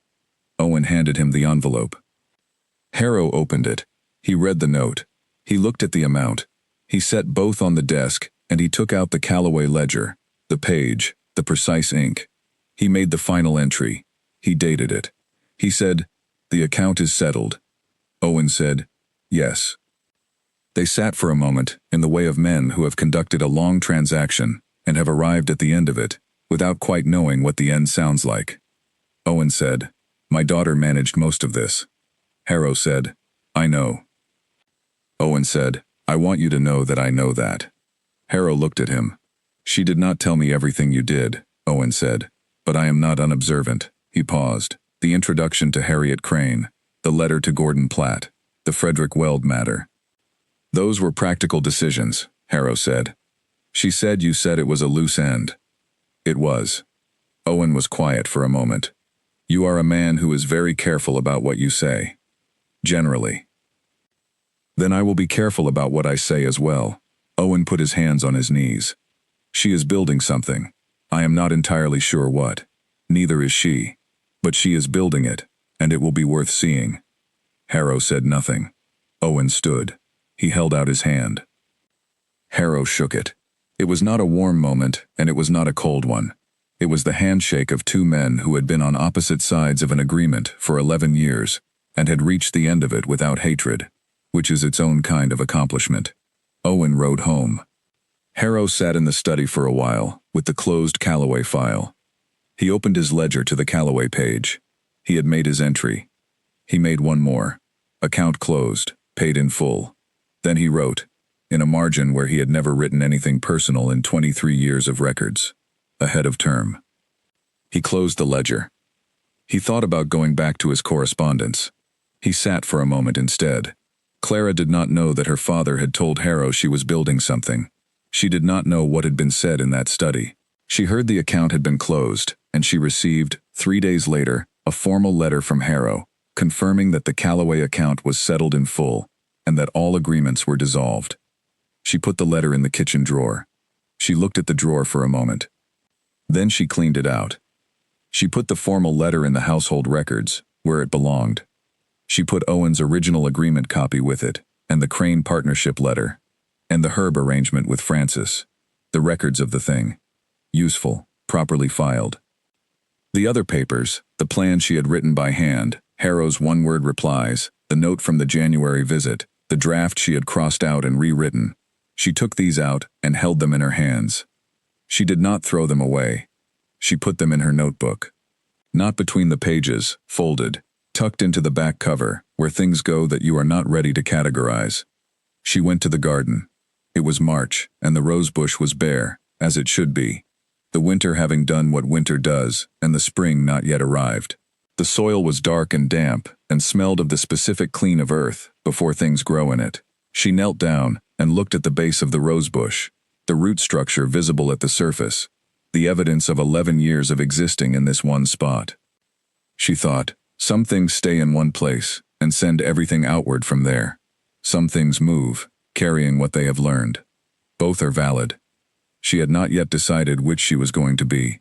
She thought, I have time to find out. She stood up. She brushed the soil from her hands. Inside, her mother was starting the morning's bread. The mill sounds came across the yard. Owen at his work, Peter beside him now in the regular way, that had become the new way of things. Francis would expect her in an hour. She had a notebook of herb knowledge that was a third full and had a long way to go. She had things to do. She went inside. She put on her coat. She paused at the kitchen table, where her working notebook was open to a blank page. She picked up a pen. She wrote, at the top of the blank page, in her own clear handwriting, "What is the next thing?" She thought about it. She wrote, "Everything follows from the actual center of a problem. Find the center. Start there." She put the pen down. She went to Francis's kitchen. She learned the name of a new plant. She wrote it down. She walked home in the afternoon light. She passed the gate where, a year and a half ago, a man had tied his horse with a loose knot and walked up the path and raised his hand to knock, and a door had opened before he could, and the thing that happened next had not been what anyone had planned. She stopped at the gate. She looked at the post where the horse had been tied. She thought about what she had written. Some things stay in one place and send everything outward from there. She thought about the 6-mile walk. She thought about Harriet Crane's steady eyes, and Francis's full notebooks, and Owen's scrawled left-handed corrections. She thought about Nell's wedding, which was coming in April, and the dress that was white and carefully made. She thought about the rosebush, bare in March, patient. She thought about a man who had given her the right introduction at the right time, and who had not asked her to be grateful for it, and who had, in January, at a gate not unlike this one, said something he did not need to say about a name she did not need to hear, and she had said, "I hope he is happy," and she had meant it. She thought about all of it for a moment. Then she went inside. The door closed behind her, quietly, the way doors close when the person going through them is not running from anything. She was not running from anything. She was walking toward the next thing she had not quite seen yet, the thing that was on the other side of everything she had already done. She did not know what it was. She knew she would find out. And in the herb garden, past the kitchen window, the rosebush held its bare branches in the March light, and somewhere in the wood of it, in the root, in the specific and patient biology of a thing that has survived many seasons, something was already preparing to bloom. It would bloom in June, as it always had. And this time, it would not surprise anyone. Because this was a rosebush that had already proven it knew how to do the remarkable thing. And the person who tended it had proven the same. And what came next, for both of them, would be exactly what comes next when something has grown through the hard season and found itself still standing on the other side. Ordinary, excellent life. The kind you build yourself. The kind no one else can take from you. The kind that starts when you open the door.